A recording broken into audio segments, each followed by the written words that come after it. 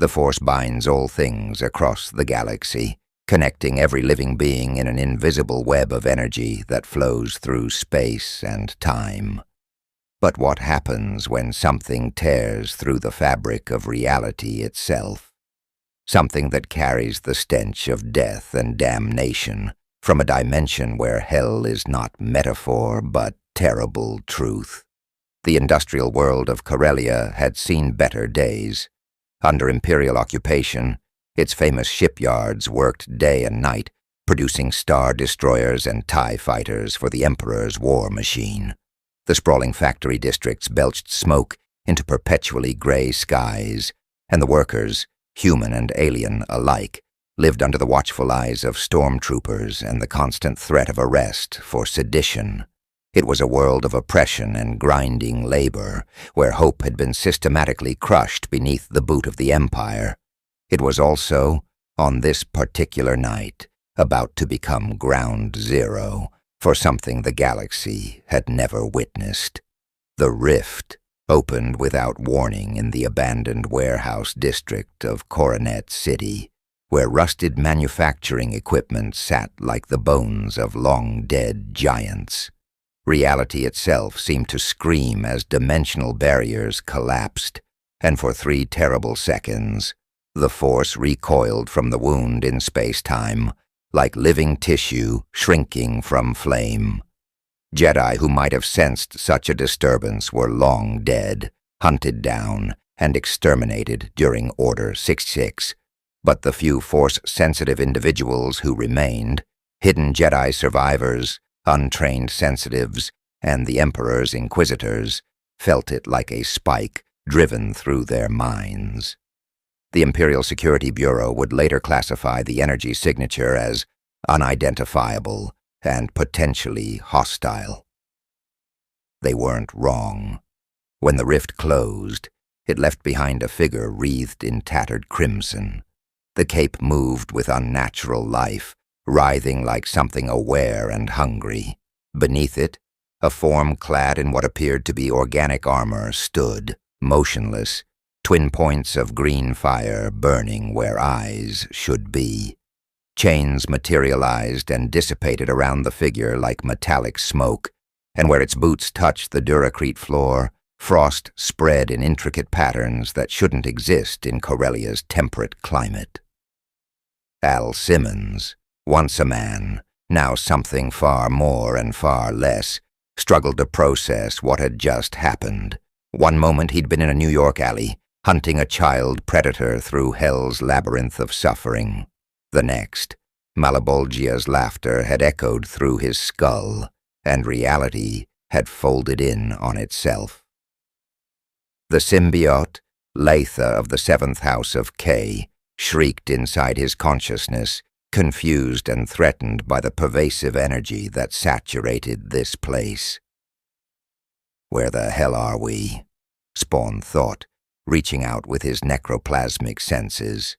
What he felt made no sense. Life, everywhere. Not just biological signatures, but something else. Something that pulsed through every atom of this universe. Like a second heartbeat. It pressed against his hellish nature, not quite hostile, but fundamentally incompatible, like oil refusing to mix with water. The symbiote shifted across his body, trying to adapt, to understand. Spawn had 9,047 units of necroplasm remaining before his soul would be dragged back to hell. He'd checked obsessively after his last encounter with demons in his own world. But here, the count flickered and wavered on his internal display. The symbiote couldn't get a stable reading.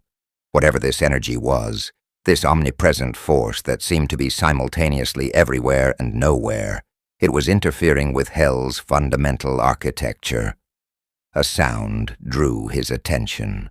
Voices, mechanical and human, approaching from multiple directions. Spawn's combat instincts, honed through CIA Black Ops and sharpened by damnation, kicked in immediately. He moved into the shadows, cape spreading to enfold him in living darkness. The symbiote, despite its confusion, still responded to his will. Camouflage held, rendering him invisible to normal sight. 6 armored figures entered the warehouse, weapons raised. White armor gleamed under harsh portable lights. The helmets were unfamiliar, sleek, expressionless, with black eye lenses that made them look more like droids than men. But the weapons were clearly energy-based, crackling with contained power that Spawn's enhanced senses registered as dangerous. Sector 77 Beta. No visual confirmation of anomaly source, one said, voice filtered through a vocoder. Energy readings still elevated. Spread out and sweep the perimeter. Stormtroopers. The word filtered into Spawn's consciousness from nowhere, as if the symbiote was somehow extracting information from the very air. Imperial, Empire, galactic conquest, oppression. The fragments came faster now, images and concepts flooding his mind. The symbiote was reading something, residual psychic energy, ambient information encoded in that pervasive force he kept sensing. Spawn watched them search, analyzing. Their movements were trained but not exceptional. Military discipline but not elite special forces. The armor looked impressive, but probably prioritized intimidation over protection. Weak points at the joints. The weapons packed punch. He could sense the energy coils, but fired in bolts rather than continuous beams. Dodge windows existed. One stormtrooper passed within 2 meters of his position, and Spawn felt it. A spike of awareness from the symbiote. The soldier carried something, a presence that resonated with the energy that filled this place. Not strong, just there, like background radiation given consciousness. Before Spawn could decide whether to remain hidden or gather intelligence through interrogation, the decision was made for him. The warehouse's far entrance exploded inward with a concussive blast that sent Duracrete shrapnel flying. 2 figures entered, moving with predatory grace, lightsabers igniting with characteristic snap-hiss sounds that would become terrifyingly familiar to Spawn. One wore black armor with red accents, a helmet with distinctive horizontal view slits that made him look like something between a warrior and an insect. The other, taller and more slender, carried herself with deadly confidence, her pale skin marked with red tattoos that Spawn recognized instantly as tribal war patterns. Both radiated that energy, the Force, but twisted, darkened, infected with something that called to the necroplasm in Spawn's body, like recognizing like. The disturbance originated here, the male said, voice cold and precise. I sense wrongness. Death without the release of the Force. The Grand Inquisitor will want to know immediately. The female Inquisitor, because that word, too, filtered into Spawn's consciousness, extended her hand, and one of the stormtroopers simply lifted off the ground, clutching at his throat. Where is it? She demanded. What came through? The soldier couldn't answer. Spawn had seen enough. His chains manifested with the sound of Hell's forges erupting from beneath his cape in a serpentine strike. They wrapped around the female Inquisitor's extended arm and yanked hard, breaking her concentration. The stormtrooper dropped, the gasping. The male Inquisitor spun, lightsaber coming up in a defensive stance, and his eyes widened behind his helmet. What are you? Spawn stepped from the shadows, cape billowing with malevolent life. Necroplasm crackling around his form in sickly green flames. The symbiote howled in his mind, finally finding something familiar in this alien place. The taste of the dark side, the corruption of power, the willing embrace of domination and suffering. It wasn't hell, but it would do.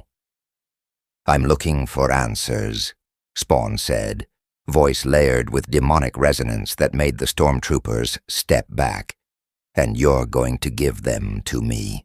starting with where the hell I am and how I get home. The male Inquisitors, lightsaber hummed, casting red light across his armor. You will come with us. The Empire has questions for you, creature. Resist, and you will learn what true power means in this galaxy. Spawn's eyes flared brighter. The chains multiplied, writhing around him like metallic serpents. Somewhere deep in his core, the necroplasm count flickered again, 9,145. And he realized with cold certainty that every use of his power here cost him more than it should. The interference was real. He was fighting against the fundamental nature of this universe, but Al Simmons had never backed down from a fight in life. Death certainly wasn't going to change that. True power? Spawn's laugh was horrible to hear, echoing with the screams of the damned. Let me show you what hell really means. The warehouse erupted in violence as Hellfire met lightsaber, and the Empire got its first taste of something beyond the Force. Something from a dimension where damnation was currency and suffering was power. The clash would echo across Corellia's Imperial communications network within the hour. By morning, it would reach Coruscant, and in his meditation chamber aboard the Executor, Darth Vader would feel the disturbance and know that something unprecedented had entered his galaxy. Something that registered in the Force not as life or death, but as absence itself, a void wrapped in malice and crowned with hellfire. The hunt was about to begin. The fight lasted 17 seconds. Spawn learned 3 critical things in those 17 seconds. First, the red energy blades these Inquisitors wielded could cut through nearly anything. His chains included, though the necroplasm reformed almost instantly at the cost of precious energy reserves. Second, they could move objects and people with their minds, that pervasive Force energy bending to their will with practiced ease. Third, and most importantly, they had never faced anything like him.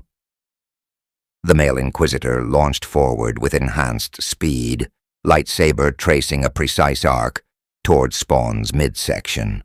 Combat training, years of it, guided the strike with lethal efficiency. But Spawn simply wasn't there anymore. Teleportation in short bursts still worked, though it cost him more necroplasm than it should have. He reappeared behind the Inquisitor, cape lashing out like a living weapon. The symbiote's tendrils caught the man around the throat and chest, lifting him off the ground. I asked you a question, Spawn growled, tightening the cape's grip. The Inquisitor struggled, trying to bring his lightsaber around, but Letha was faster. A sharp twist, and the weapon clattered to the Duracrete floor, its blade extinguishing. The female Inquisitor thrust both hands forward, and Spawn felt the Force slam into him like a physical wall. His boots scraped backward across the floor, leaving grooves in the Duracrete, but he didn't fall.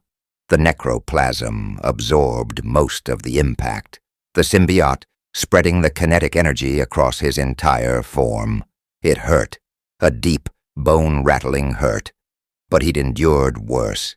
He'd endured hell itself. Impressive, she hissed, igniting her second lightsaber, a spinning double-bladed weapon that whirled with deadly precision. But you cannot stand against the power of the dark side, aberration. She was wrong.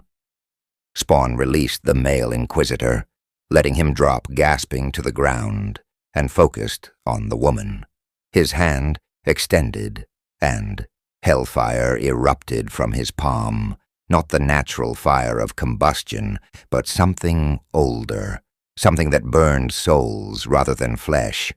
The flames were green and sickly, casting shadows that moved wrong, and when they struck the female Inquisitor's Force barrier, both energies screamed in mutual rejection.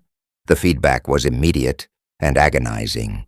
The Force recoiled from the hellfire as if touched by poison, and the Hellfire itself guttered and weakened, trying to burn something that didn't operate by physical laws. Spawn's necroplasm counter dropped, 9th out of 121, and he understood with sudden, terrible clarity what was happening. Hell's energy and this force were antithetical. They could coexist, barely, but every time they directly interacted, both suffered. His power was being taxed not just by use, but by existence itself in this reality. The symbiote's earlier confusion made sense now. It was fighting a war on two fronts, executing Spawn's will while simultaneously battling the universe's fundamental rejection of its nature. The female Inquisitor recovered quickly, spinning her lightsaber in a complex defensive pattern. "You're weakening," she observed, Predator's instinct recognizing wounded prey. "Whatever you are, this galaxy itself fights against you. Surrender now, and the Emperor may show mercy." Spawn's laugh was bitter. "Mercy? Lady, I've been to hell and back. Literally. Your Emperor doesn't scare me." But she was right about one thing. He was weakening. Not dramatically, not enough to lose this fight, but enough to realize he couldn't afford to waste necroplasm on every street-level skirmish. He needed information, needed to understand this place before committing to large-scale power usage. Time to change tactics. Spawn's form blurred as the symbiote shifted, cape expanding into massive bat-like wings that filled the warehouse's upper space. The stormtroopers, who had been maintaining a perimeter and calling for backup, opened fire. Energy, bolts, blaster fire, the symbiote supplied, streaked through the air. Most missed. Two struck Spawn's body armor and dissipated against the necroplasm-reinforced plating. One caught his shoulder and actually burned through, drawing first blood. He felt it then, his blood, spilling onto this galaxy's ground, and something in the Force rippled. The Inquisitors both froze, their expressions shifting from confidence to confusion to something that looked like fear. "Impossible," the male Inquisitor whispered, rising to his feet and retrieving his lightsaber. "There's nothing in the Force, no life signature, no death signature, just void, absence. How can you bleed and not exist?" Spawn pressed his hand to the wound, necroplasm already sealing it, and considered his options. He could kill them all. It would be easy, even with his power constrained. These Inquisitors were dangerous, yes, but they were also arrogant. They'd never fought someone who existed outside their understanding of reality. A few well-placed chains, some concentrated hellfire despite the cost, and this warehouse would become a tomb. But then what? He'd be stranded in an unknown galaxy with hostile forces hunting him, and no idea how to get home. The voice of Wanda, his wife, his anchor to humanity, echoed in memory. "Think before you kill, Al. You're not just a weapon anymore. You have choices." "Stand down," Spawn said, lowering his hands, but keeping the cape's tendrils poised to strike. "I didn't come here to fight you. I didn't come here at all. I was sent. Something or someone opened a rift and dumped me in your galaxy. I want to go home." The male Inquisitor's lightsaber didn't waver. "You expect us to believe that? An entity of pure dark side energy appears in the middle of a secured Imperial world and claims innocence?" "I don't expect you to believe anything," Spawn shot back. "I'm telling you what happened. Now you can either help me figure out how to get back to my dimension, or you can keep trying to kill me and learn exactly how creative hell can make someone when they're motivated." The female Inquisitor's eyes narrowed. "The Grand Inquisitor will want to question you. If you truly mean no harm to the Empire, you will come with us willingly. The Emperor's scientists may be able to analyze your condition.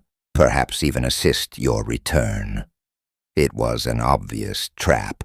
Spawn had conducted enough intelligence operations to recognize when someone was playing for time while backup arrived. He could hear additional forces approaching, heavier footsteps, mechanical sounds that suggested walkers or armored vehicles. Whatever this empire was, they took threats seriously and responded with overwhelming force. But he also recognized an opportunity. If this emperor had scientists, technology, and knowledge of dimensional travel, or even the theoretical framework for it, cooperation might be more effective than conflict. At least initially. He could always fight his way out later if negotiations broke down. "Fine," Spawn said, letting the cape retract and the Hellfire dissipate. His chains vanished back into the K7 Letha, coiling into dimensional spaces that didn't quite align properly with this reality's physics. "I'll talk to your boss, but we're doing this on my terms.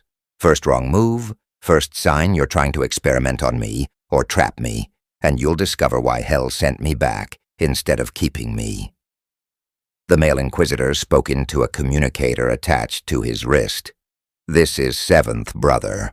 We have the anomaly contained. Repeat, contained but not secured. Requesting immediate transport and preparation of detention level ORX-7 for extraordinary prisoner." He paused, listening to response, then added, "Yes, sir. Dark side, signature confirmed, but unlike anything in Imperial records, the Grand Inquisitor should see this personally." Spawn felt the weight of those words. Detention, prisoner, records. This empire collected information, categorized threats, maintained control through knowledge and force. In that way, they reminded him of the CIA, of the government he'd once served, before Jason Wynn's betrayal sent him to hell. The comparison made him uneasy. He'd already been betrayed by one government. Trusting another, especially one that already radiated authoritarianism and darkness, went against every instinct he'd developed since crawling out of his grave. But he was also practical. Alone in an unknown galaxy, operating at reduced capacity, hunted by forces he didn't understand. This wasn't the time for pride or stubbornness. This was the time for intelligence gathering and tactical patience. A transport arrived within minutes, a gray angular vessel that landed in the warehouse's loading bay with repulsor lift precision. More stormtroopers emerged, along with what appeared to be specialized security personnel carrying stun weapons and energy binders. They approached cautiously, clearly briefed on the threat level. "No binders," Spawn stated flatly. "I walk on, I walk off. You try to restrain me and people die. Understood?" The Seventh Brother hesitated, then nodded, agreed. "But understand this, creature. The moment you prove hostile, you will face the full might of the Empire. We have destroyed Jedi Masters and crushed entire rebellions. Whatever you are not beyond our reach." Spawn followed them aboard the transport, cape settling around his shoulders like a living cloak of blood and shadow. Through the viewport, he watched Corellia's industrial landscape fall away as they ascended through the gray atmosphere. The sky above gradually shifted from polluted haze to star-filled void, and Spawn saw something that made even his jaded, damned soul pause in wonder. Ships, hundreds of them, massive triangular vessels that dwarfed anything he'd seen in his own world, bristling with weapons and glowing with the light of contained fusion. Smaller craft darted between them, like insects, fighters and shuttles and cargo haulers, conducting the business of empire. And beyond it all, the planet Corellia curved away in shades of gray and blue and green, a marble hanging in infinite black. This isn't just another dimension, Spawn realized. This is an entire galaxy, millions of worlds, billions of lives. and I just landed in the middle of what looks like a fascist regime that spans all of it." The female Inquisitor noticed his attention. "Impressive, isn't it? The Empire brings order to a chaotic galaxy, peace through strength, unity through control." "Peace?" Spawn's voice dripped with contempt. "I've seen oppression before. Hell, I've enforced it. This isn't peace. This is fear with a uniform." "Perhaps," she conceded, surprising him with her honesty. "But fear prevents chaos. Chaos invites suffering. Is that not better than the alternative?" Spawn thought of Malebolgia, of the deals struck and souls traded, of the thin justifications evil always used to excuse itself. "No," he said quietly, "it's not." The transport docked with a larger vessel, a star destroyer, the symbiote supplied, feeding him information it somehow extracted from the crew's surface thoughts and the ambient force. They were being taken to an orbital station, a facility designed specifically for studying force-sensitive prisoners and anomalies. The Inquisitorius maintained several such sites throughout Imperial space, black sites where the rules of law and mercy didn't apply. As stormtroopers formed up around him, and the Inquisitors led him deeper into the station's sterile corridors, Spawn felt the weight of his situation settling like chains. Different chains than the ones he commanded. These were circumstantial, born of ignorance and powerlessness in an unfamiliar reality. But Al Simmons had broken chains before. He'd defied hell itself, killed demons, and carved a path through damnation with nothing but rage and determination. This empire, for all its power and reach, hadn't met someone who'd stared into the abyss and learned to stare back harder. They wanted to study him? Fine. He'd learn about them too. And when the time came, when he had the information he needed and understood the rules of this galaxy, he'd show them exactly what happens when Hell's greatest weapon decides to stop cooperating. The detention-level doors hissed open, revealing a circular chamber lined with energy fields and monitoring equipment. At its center stood a tall figure in dark robes, face hidden beneath a mask that resembled a skull fused with metal. The Grand Inquisitor. The force around him was thick and corrupt, twisted by years of serving the dark side, and when he spoke, his voice carried the weight of authority and barely contained malice.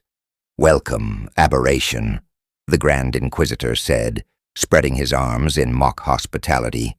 "We have so many questions for you, and all the time in the galaxy to find answers." Spawn's eyes burned brighter, hellfire, flickering in their depths. "Then let's get started. I've got questions too, and trust me, you're going to answer them." The Executor hung in space like a dagger pointed at the heart of the galaxy. At 5 miles long, Darth Vader's superstar destroyer dwarfed even the massive Imperial-class vessels that formed the Empire's backbone. Its bridge crew worked in efficient silence, knowing that mistakes meant death. Sometimes, literally, when Lord Vader's patience wore thin and the Force closed around a throat in fatal punishment. In his meditation chamber at the ship's heart, Vader sat within a pressurized sphere designed for the rare moments he could remove his mask and breathe without mechanical assistance. The chamber's atmospheric controls compensated for his ruined lungs, allowing brief respite from the armor that had become both prison and life support. But today, the Dark Lord found no peace. The disturbance in the Force had been growing for hours, a wrongness that set his teeth on edge and made the cybernetic systems regulating his damaged body pulse with sympathetic irritation. It wasn't pain. Vader had long since grown accustomed to pain as a constant companion. This was something else. Absence. A hole in the Force where something existed but shouldn't. The sensation reminded him of the Sith holocrons in the Emperor's vaults. artifacts so steeped in dark side energy that they created voids in the natural flow of the Force. But those were objects, ancient and intentional. This was alive, or something approximating life, and it had appeared suddenly, without warning, in Imperial space.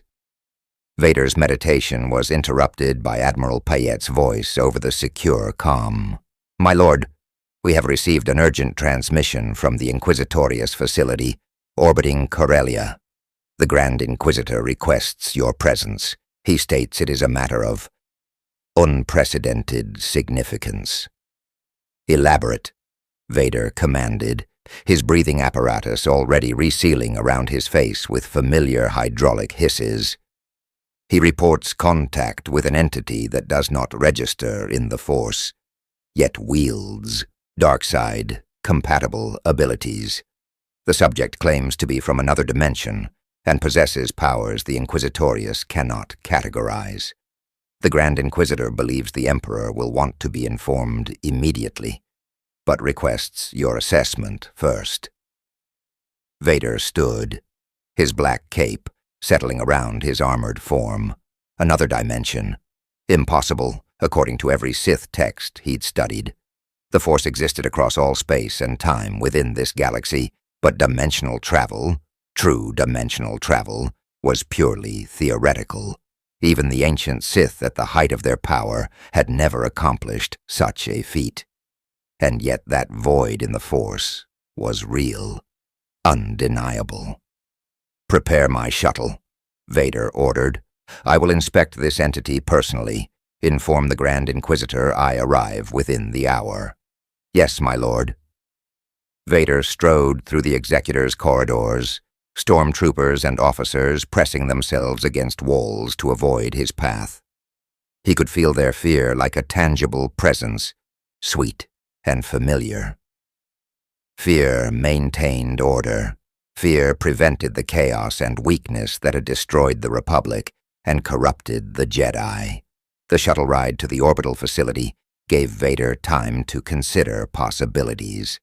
If this entity truly originated from another dimension, the implications were profound.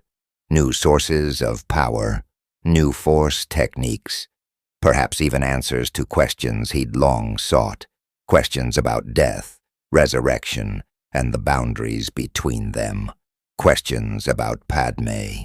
He crushed that thought immediately. Padme was gone, had been gone for over 2 decades. The Emperor had shown him the truth. She had died because of his weakness, his inability to fully embrace the dark side in time to save her. Her death had forged him into what he was now. Strong, uncompromising, beyond the sentimentality that had made Anakin Skywalker weak, and yet the facility's docking bay received him with military precision. The Grand Inquisitor waited at the entrance, flanked by the 7th brother and 5th sister. All 3 dropped to one knee as Vader approached. "Lord Vader," the Grand Inquisitor said, head bowed.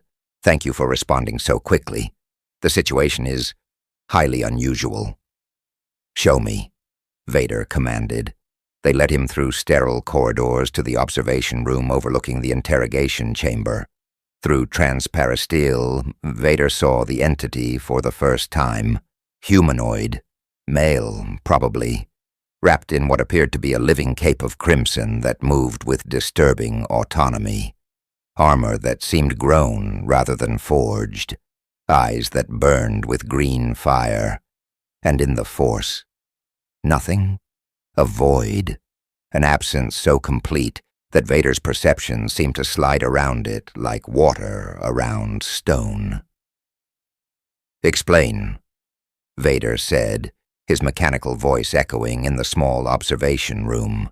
The Grand Inquisitor provided a detailed briefing: the dimensional rift, the initial confrontation, the interrogation, and most significantly, the entity's claims about hell, necroplasm, and powers that operated outside the Force entirely.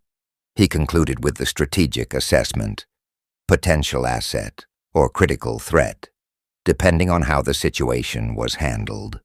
Vader absorbed all of this, his brilliant, tactical mind, the same mind that had made Anakin Skywalker the greatest Jedi general of the Clone Wars, analyzing variables and probabilities, the entity's power constrained by this reality's physics, declining energy reserves, desperate for a way home. These were exploitable weaknesses, but the raw capability demonstrated suggested extreme caution was warranted. He calls himself Spawn, the fifth sister added, claims to be bound to a demon lord, serving against his will. The parallel to our own Inquisitors who serve reluctantly is notable. Vader's head turned toward her slightly, and she immediately wished she'd remain silent. You compare Imperial service to demonic slavery, Inquisitor? No, my lord. I merely observe that he may be sympathetic to coercion-based loyalty structures. It was a diplomatic recovery, but Vader sensed the truth beneath. The fifth sister questioned her place in the Inquisitorius, questioned whether she'd truly chosen this path or been forced onto it by survival instinct when Order 66 destroyed everything she'd known. Such doubts were dangerous, but also useful. Conflicted servants who feared their master were often more obedient than true believers. I will speak with this Spawn, Vader announced. Alone. The Grand Inquisitor's yellow eyes widened slightly. My lord, the subject is extremely dangerous. He has demonstrated teleportation, matter manipulation, and energy projection capabilities that— Are you questioning my ability to handle one aberrant entity?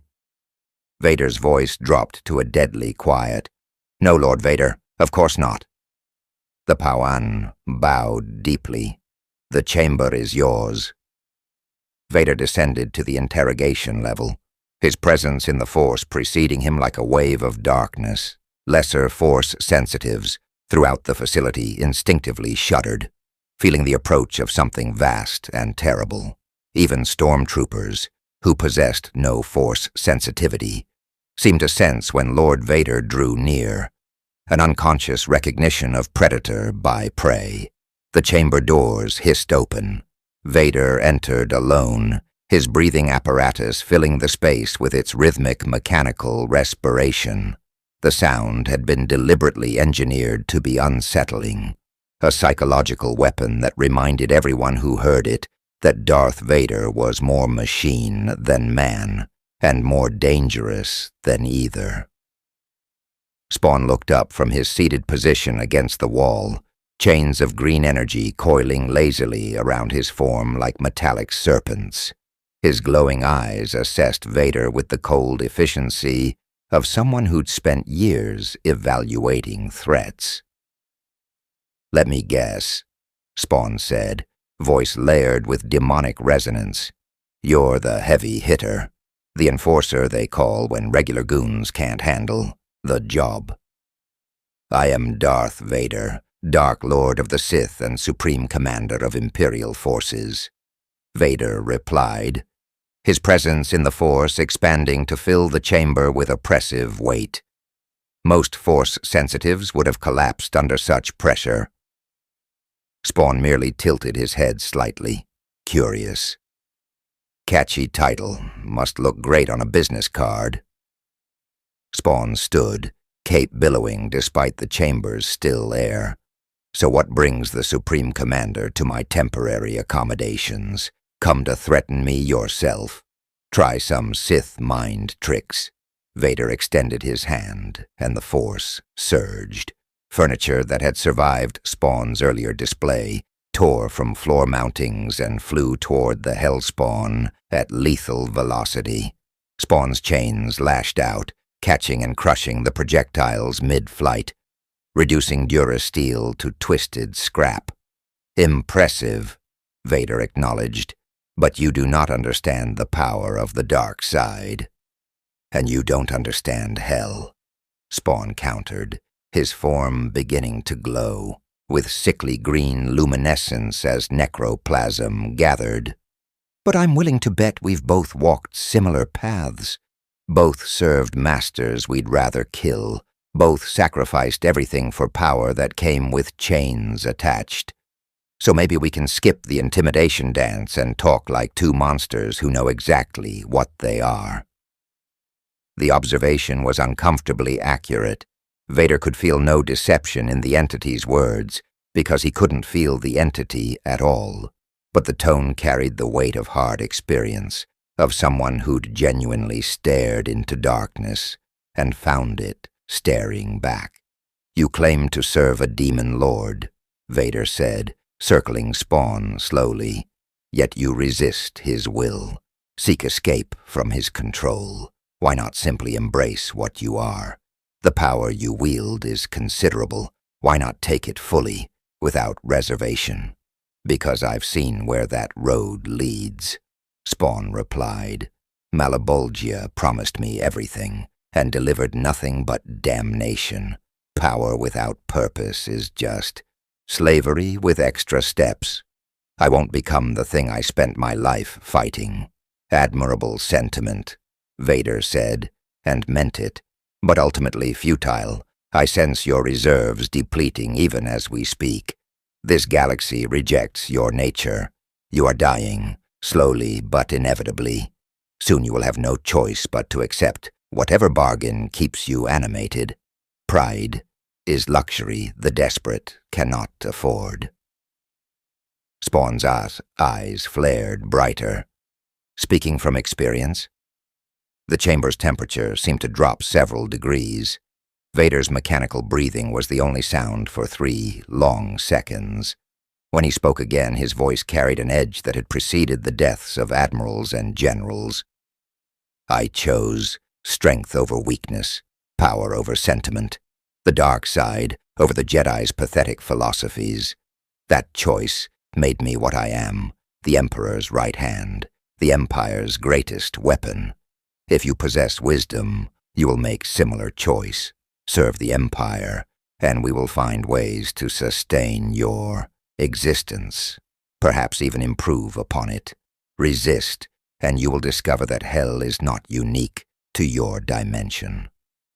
It was the same threat the Grand Inquisitor had made, but coming from Vader it carried infinitely more weight.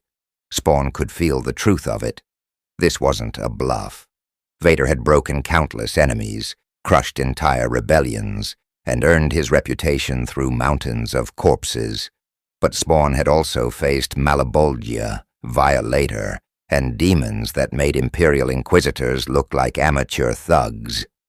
Fear was a tool he'd learned to ignore. "I'll give you credit," Spawn said carefully. "You're scarier than most, but I didn't crawl out of hell to kneel to another dictator.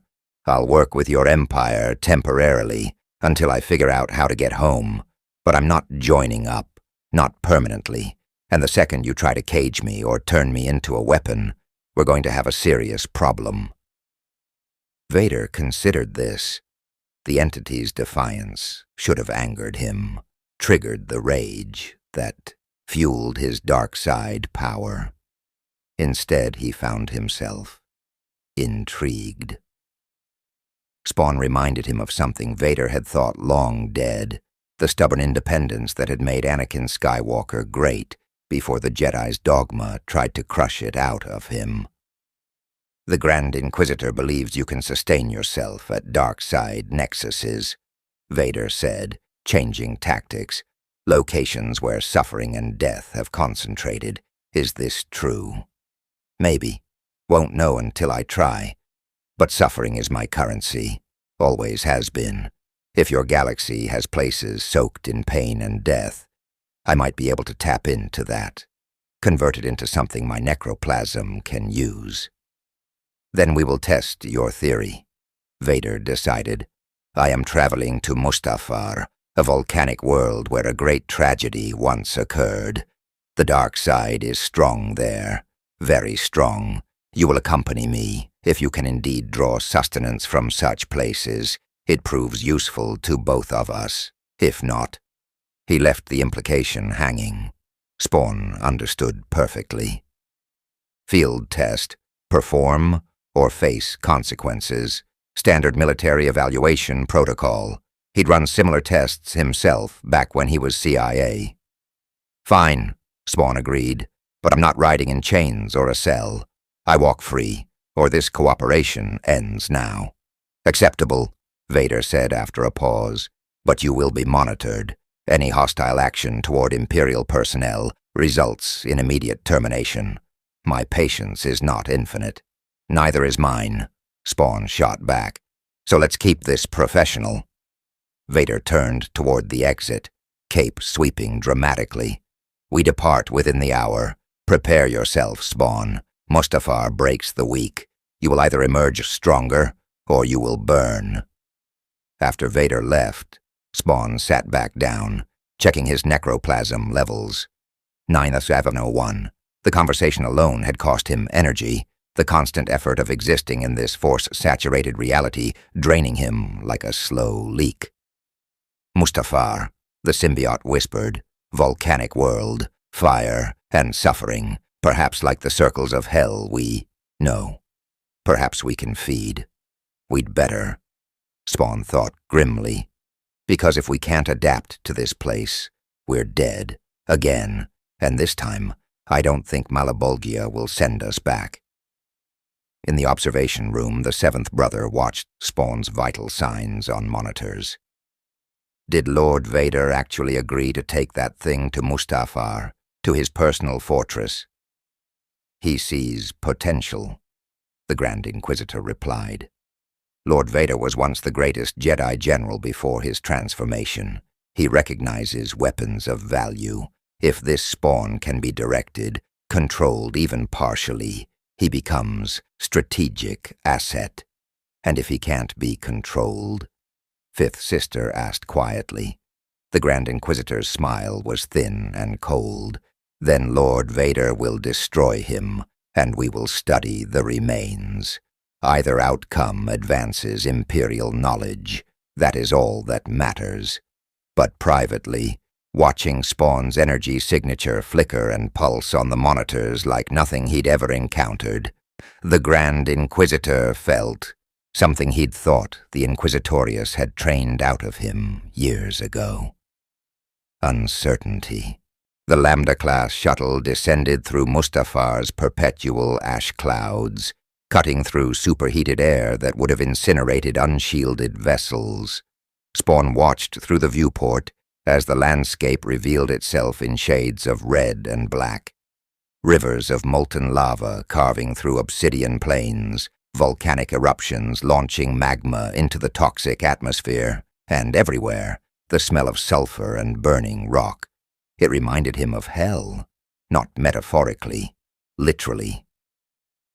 This planet is dying, Vader said from across the shuttle's passenger compartment. Tidal forces from its gas giant tear the world apart continuously.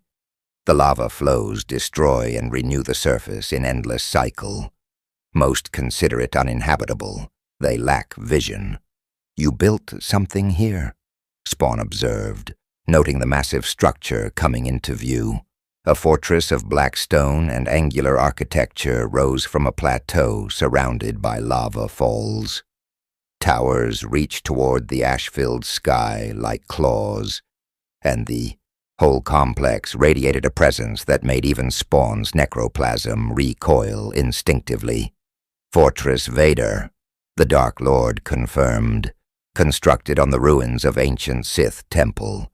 The dark side is strong here, concentrated by millennia of ritual sacrifice and pain. The Sith Lords who once ruled understood that certain locations become resonant. The suffering of billions echoes through the Force, creating wells of power for those capable of tapping them. Spawn leaned forward, his enhanced senses reaching out. Yes, there, beneath the volcanic violence and the fortress's ominous presence, something darker stirred, layer upon layer of death, agony, and deliberate cruelty pressed into the planet's crust, like geological strata. The Force carried it, amplified it, but underneath, raw suffering. Pure and undiluted, His necroplasm responded. Not enthusiastically, not easily, but it responded, like a starving man catching the scent of food. "I feel it," Spawn said quietly. "Death. Lots of it. Ancient and recent. Something happened here. Something personal to you." Vader's hand clenched briefly on his armrest, the mechanical fingers creating small dents in the metal. "What happened here forged me into what I am. The weakness burned away, the sentiment destroyed. Only strength remained." Spawn heard what Vader didn't say, the pain beneath the words, the old wound that had never healed despite decades of scar tissue. He'd carried similar wounds himself, the memory of Wanda, the betrayal by Wynn, the moment his life ended and damnation began. "Yeah," Spawn said, "I know that feeling. The day everything dies and something else walks away wearing your face."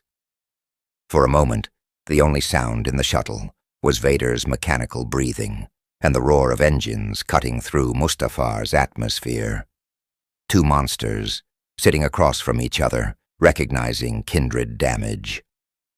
The shuttle landed in the fortress's main hangar, where squads of stormtroopers and dark-robed attendants waited at attention. Vader disembarked first, and Spawn followed, immediately feeling the weight of the dark side pressing down like physical force. The air itself seemed thicker here, harder to breathe despite the environmental controls. The symbiote writhed uncomfortably against his consciousness. "Too much darkness," Letha whispered. "This place is wound in reality. Scar tissue where something terrible was born." A protocol droid approached, its photoreceptors glowing in the dim hangar lighting. "Lord Vader, welcome home. Shall I prepare your meditation chamber and—" The droid stopped, its vocabulator producing a confused static burst as its sensors encountered Spawn. I cannot classify this entity. Biological components detected. Cybernetic components detected. Energy signatures incompatible with known databases. Shall I alert security?" "No," Vader said. "This is Spawn. He is here at my invitation. Provide him access to observation areas, but restrict him from sensitive sections. He is to be monitored, but not impeded." "As you wish, Lord Vader." The droid turned its photoreceptors toward Spawn. "Welcome to Fortress Vader, Spawn. I am K4D3. Should you require anything within authorized parameters, please do not hesitate to ask." Spawn nodded to the droid, then followed Vader deeper into the fortress. The corridors were deliberately intimidating. High ceilings that amplified footsteps, sharp angles that created disorienting perspectives, and lighting that cast long shadows. Everything about the design communicated dominance and threat.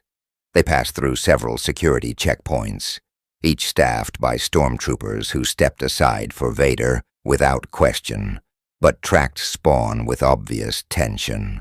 Smart troops. They recognized danger even when they couldn't classify it.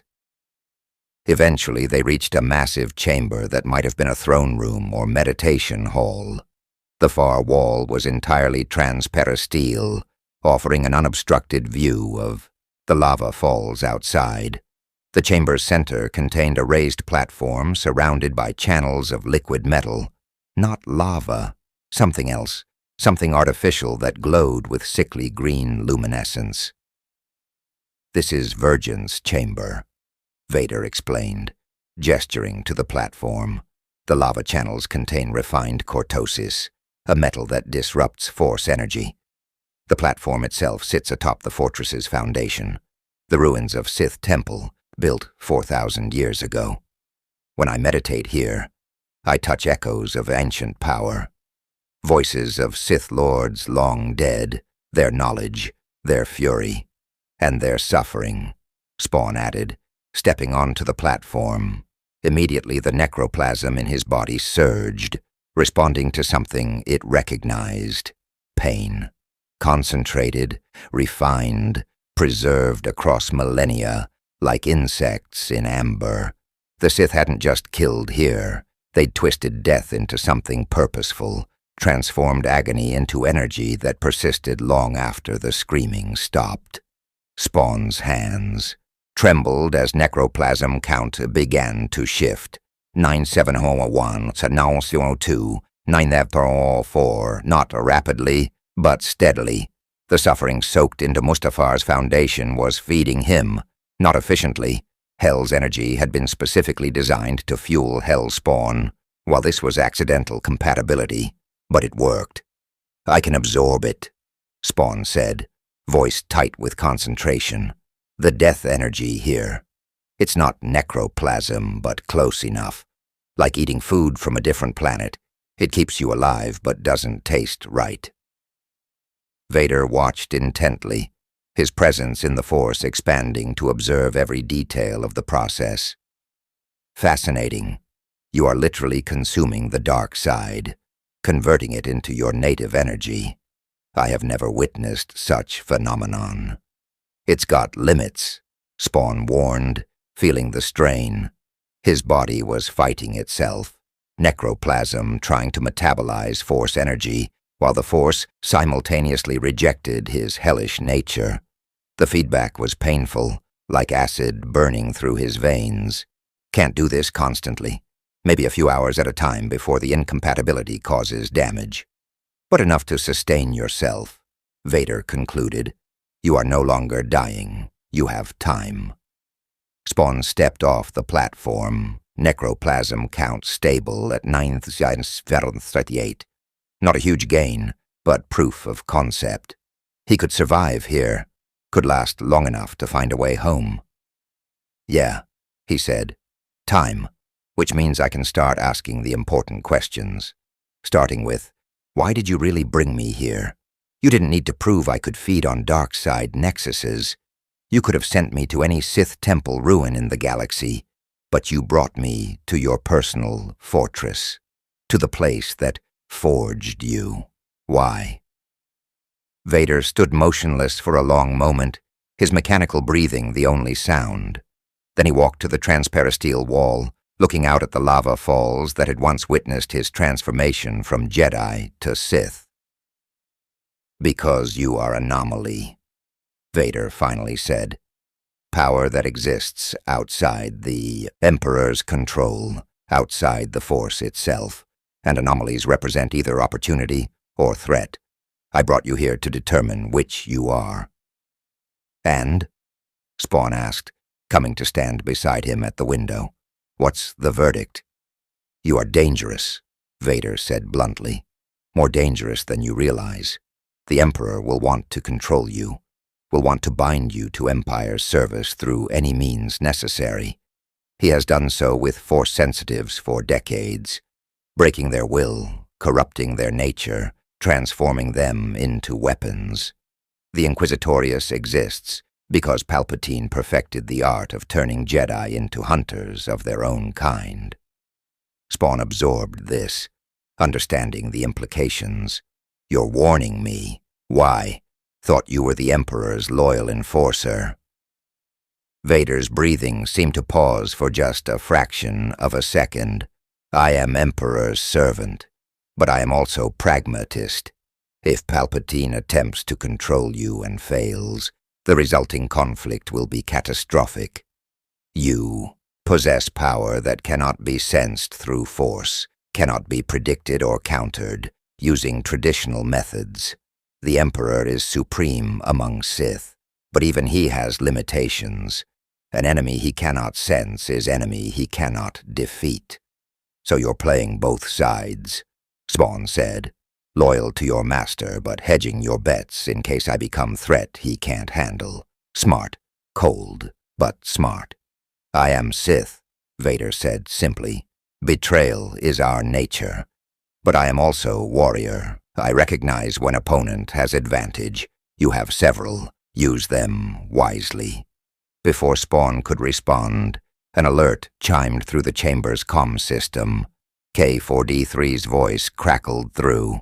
"Lord Vader, urgent transmission from Coruscant. The Emperor requests immediate holoconference. Priority Alpha, he specifically inquires about the dimensional anomaly. Vader and Spawn exchanged glances. The moment of truth had arrived. "Shall I inform His Majesty you are occupied?" K4D3 asked. "No," Vader said. "Establish connection. Route 2, private conference chamber. Inform the Emperor I will be available in 5 minutes." The comm went silent. Vader turned to Spawn.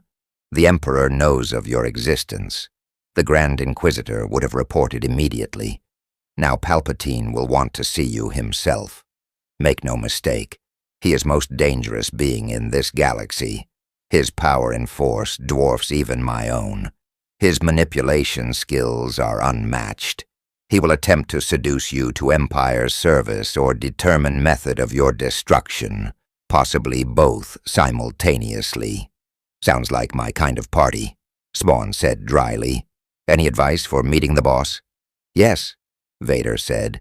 "Do not lie. He will sense deception, even if he cannot read your thoughts directly. Do not show fear. He feeds on it. And above all, do not underestimate him. Palpatine has orchestrated the fall of Republic, the extermination of Jedi Order, and the rise of Empire spanning thousands of systems. He is patient, brilliant, and utterly without mercy. So basically, he's Malebolgia with better public relations.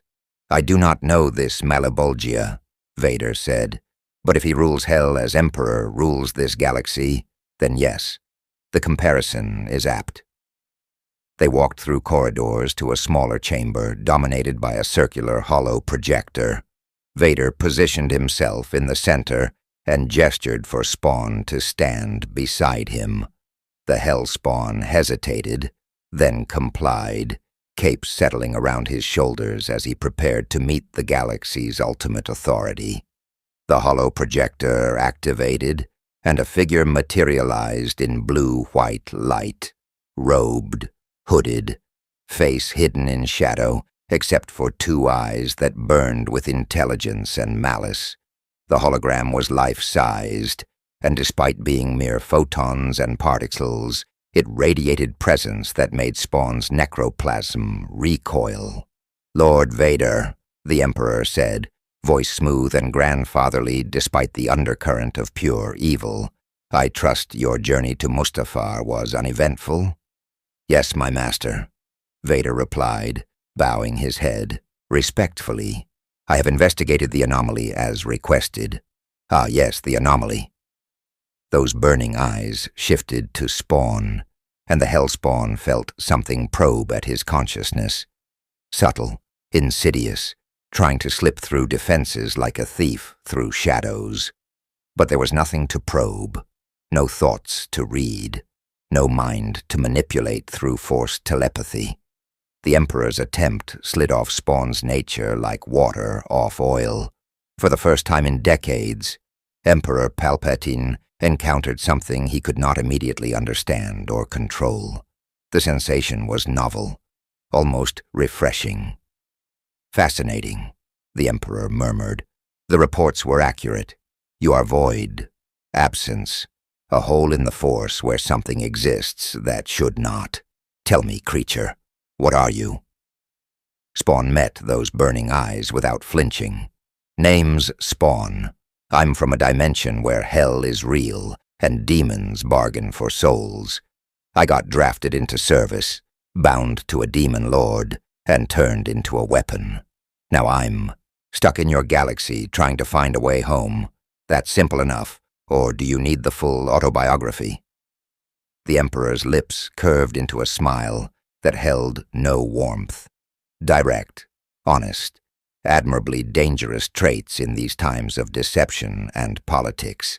"Lord Vader informs me you require dark side nexuses to sustain your existence, an elegant solution to dimensional incompatibility. It seems the Force provides even for those who exist outside it." "Yeah, lucky me," Spawn said. "Look, Your Majesty." "Emperor will suffice." "Fine. Emperor, I'm not looking for trouble. Not trying to conquer anything or mess up your empire. I just want to get home. Help me do that, and you'll never see me again. Win-win." "Perhaps," the Emperor said thoughtfully, "but consider alternative. You possess considerable power, power that could be directed toward useful ends. The Empire has enemies, rebels, insurgents, criminals who undermine order. You could eliminate such threats with impunity. Imagine an enforcer who cannot be sensed, cannot be predicted, cannot be countered through traditional force techniques. You would be invaluable." And there it was. The pitch, the seduction, exactly as Vader had predicted. "Not interested," Spawn said flatly. "I've played enforcer for government masters before. It ended badly. I'm not signing up for round 2. The Emperor's smile didn't waver, but the temperature in the chamber seemed to drop. "You refuse service to the Galactic Empire. That is unwise. We have ways of encouraging cooperation, ways of making resistance more painful than compliance." Spawn's eyes flared brighter. "I've been tortured by demons who invented suffering before your species crawled out of primordial ooze. You can't threaten me with anything worse than what I've already survived." "No?" Lightning crackled between the Emperor's fingers in the hologram, a demonstration of power. "I have broken Jedi masters, crushed rebellions, transformed entire worlds into cautionary examples. You are alone in hostile galaxy, dependent on our resources for survival. Your defiance is temporary luxury. Reality will teach humility."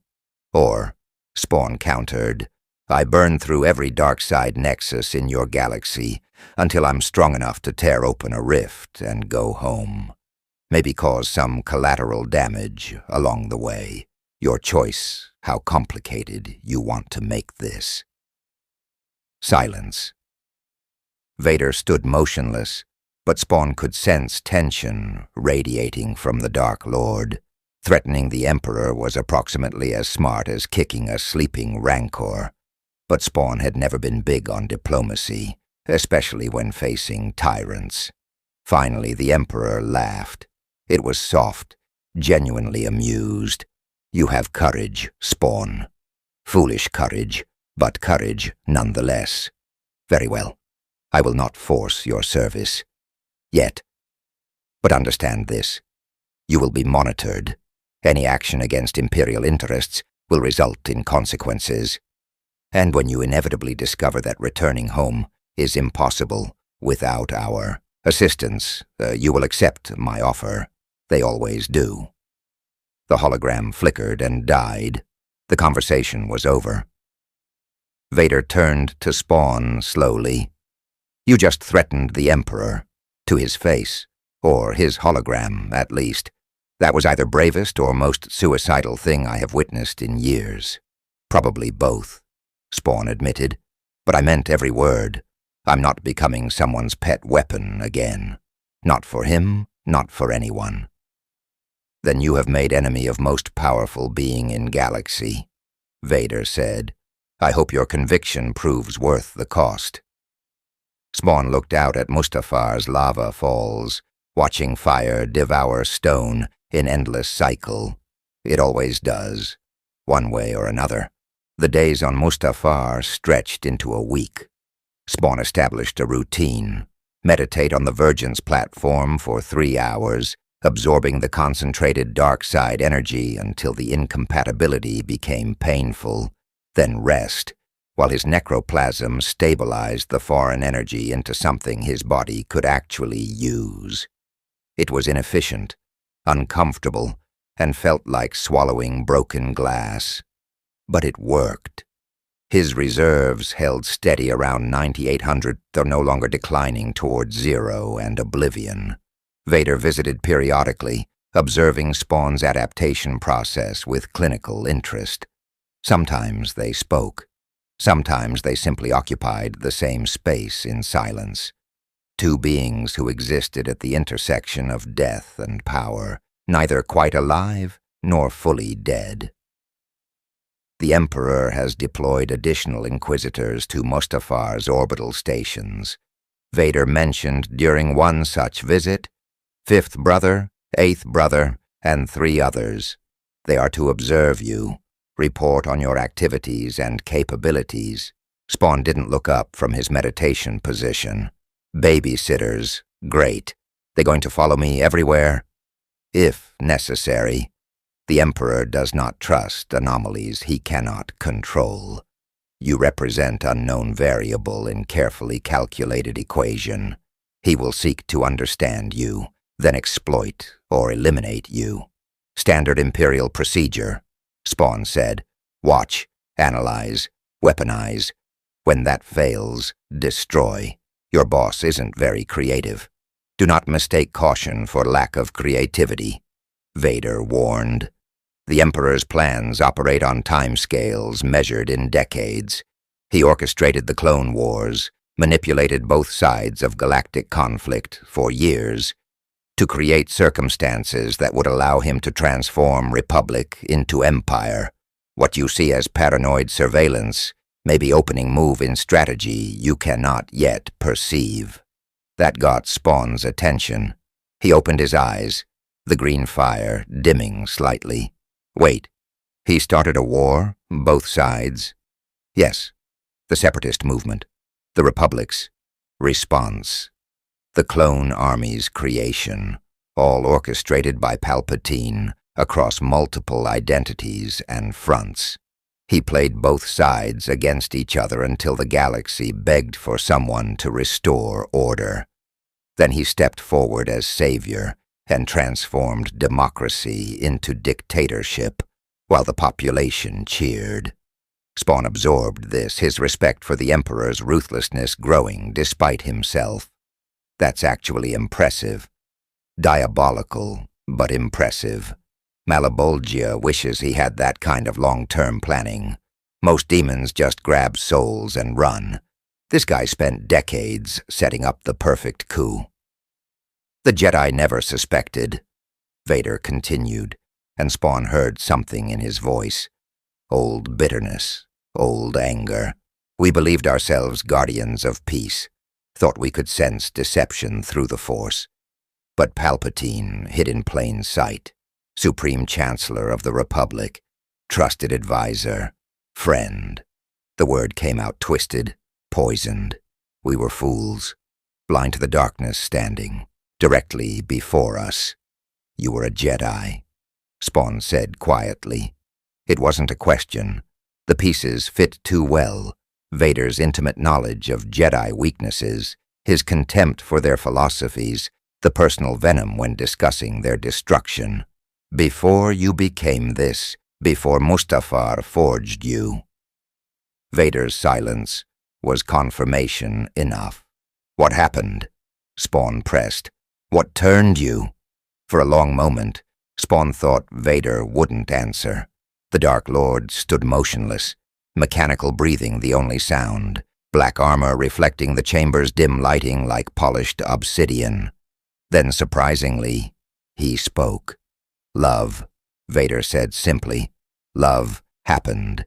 The Jedi forbade attachment, claimed emotional connection led to jealousy, fear, the dark side. They were correct. I loved someone, loved her completely. And when I saw visions of her death, saw her dying in childbirth, I would have done anything to save her. Let me guess, Spawn said. The Emperor offered a solution. Dark side, power, Sith techniques, the ability to cheat death. Yes, he showed me what Jedi could never achieve, mastery over life and death itself. But the power came with price. To save her, I had to destroy the Jedi Order, had to help exterminate the very people I had served with for decades. Vader's hand clenched. I paid that price, gladly, without hesitation. And? Spawn asked, though he suspected he knew the answer. She died anyway. The trauma of my betrayal, the shock of what I had become. It killed her despite my power. The Emperor told me I had killed her in my anger, that my transformation to dark side had caused her death. Vader's breathing seemed to intensify. Everything I sacrificed, everything I destroyed, and she died regardless. Spawn understood that pain intimately. "Wanda," he said, "my wife. I took a deal to see her again. Got sent back 5 years as too late. She'd moved on, married my best friend, had a kid. I gave up my soul for nothing. Got turned into a monster for a reunion that never happened." "Then you comprehend," Vader said, "the unique agony of damnation earned through love, the knowledge that your sacrifice meant nothing, that you damned yourself for illusion." "Yeah," Spawn agreed. "I comprehend. Question is, what do you do with it? Let it destroy you? Let it fuel rage forever? Or find some other path?" "There is no other path," Vader stated flatly. "The dark side has consumed me. Even if I wish to return to light, the transformation is irreversible. This armor is prison and life support simultaneously. Without it, I would die within minutes. I am more machine than man, twisted, evil. There is no redemption for what I have become." Spawn stood, facing Vader directly. "That's bullshit and you know it. You're not some mindless monster. You warned me about the Emperor. You've been giving me tactical advice. Hell, you just told me your entire tragic backstory instead of trying to kill me. Those aren't the actions of someone completely consumed by darkness." "You misunderstand." "No, you misunderstand," Spawn interrupted. "I spent years believing I was nothing but Hell's weapon, that Simmons died, and only the Hellspawn remained. Then I realized I had choices, could use the power for something other than what Malebolgia wanted, could protect people instead of just killing them. I'm still damned, still bound, still counting down to hell, but I choose how I spend the time I have left." "The situations are not comparable," Vader insisted. "You are not responsible for genocide, for the deaths of children, for the destruction of everything you once believed in." "No," Spawn agreed, "but I was an assassin. I killed people for the government. Some of them probably didn't deserve it. I'm not innocent either, Vader. None of us are. But we're also not just the sum of our worst moments. We're what we choose to do next." Vader turned away, cape sweeping dramatically. "Philosophical discussions are pointless. I am what I am. You would be wise to accept similar truth about yourself." Before Spawn could respond, alarms shrieked through the fortress. Emergency lighting activated, bathing corridors in red. K4D3's voice crackled over intercoms. "Lord Vader, security alert. Unknown vessels detected entering Mustafar system. Configuration does not match Imperial registry. Possible Rebel Alliance incursion." Vader's posture shifted immediately from contemplative to combat-ready. "How many vessels?" 3 Corellian corvettes and multiple starfighter escorts. They are broadcasting surrender demands and claiming to be liberating political prisoners from the fortress. Defensive batteries are engaging, but they have penetrated orbital perimeter. Spawn felt his necroplasm surge in response to the sudden tension. "Rebels? Here? That's either really brave or really stupid." "Both," Vader said, already moving toward the command center. "Mustafar is not prison world. There are no political prisoners here to liberate. This is targeted strike. Someone knows you are here, Spawn, and they believe you are prisoner worth rescuing." That stopped Spawn cold. "How would rebels even know about me? I've been here for a week, unless—" "The Inquisitors," Vader finished grimly. "One of them leaked information, perhaps Fifth Sister. I sensed doubt in her, or another with sympathies we did not detect. The Rebel Alliance has spies everywhere, including within the Inquisitorius. They learned of dimensional anomaly and assumed you are captured, Force-sensitive, they can recruit." Spawn laughed darkly. "They're staging a rescue for someone who doesn't need rescuing. That's going to get awkward fast."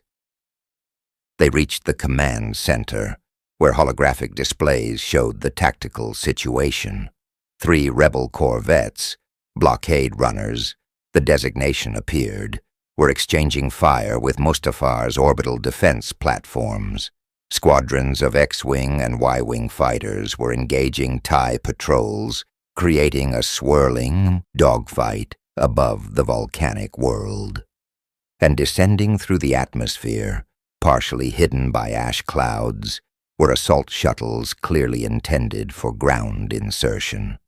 "They are attempting landing near the fortress," a tactical officer reported. "Estimated assault force, 40 to 50 rebel commandos equipped with heavy weapons. Our garrison can repel them, but casualties will be significant." Vader studied the display, tactical genius processing variables. "Deploy ATSTs to perimeter positions, activate automated defense turrets, and prepare my TIE advanced. I will engage their fighter screen personally." "My lord," the officer hesitated, "perhaps you should remain in the fortress. The rebel force could be diversion. The real objective may be assassination attempt during chaos." "No," Vader said with certainty. "The rebels are not subtle enough for such tactics. This is genuine rescue operation, which means we can use it." He turned to Spawn. "You wish to prove you are not prisoner, not Imperial weapon? Go to them. Meet these rebels when they land. Show them exactly what they came to rescue." Spawn understood immediately. It was test and opportunity simultaneously. If he slaughtered the rebels, it proved loyalty to Empire and eliminated the leak's credibility.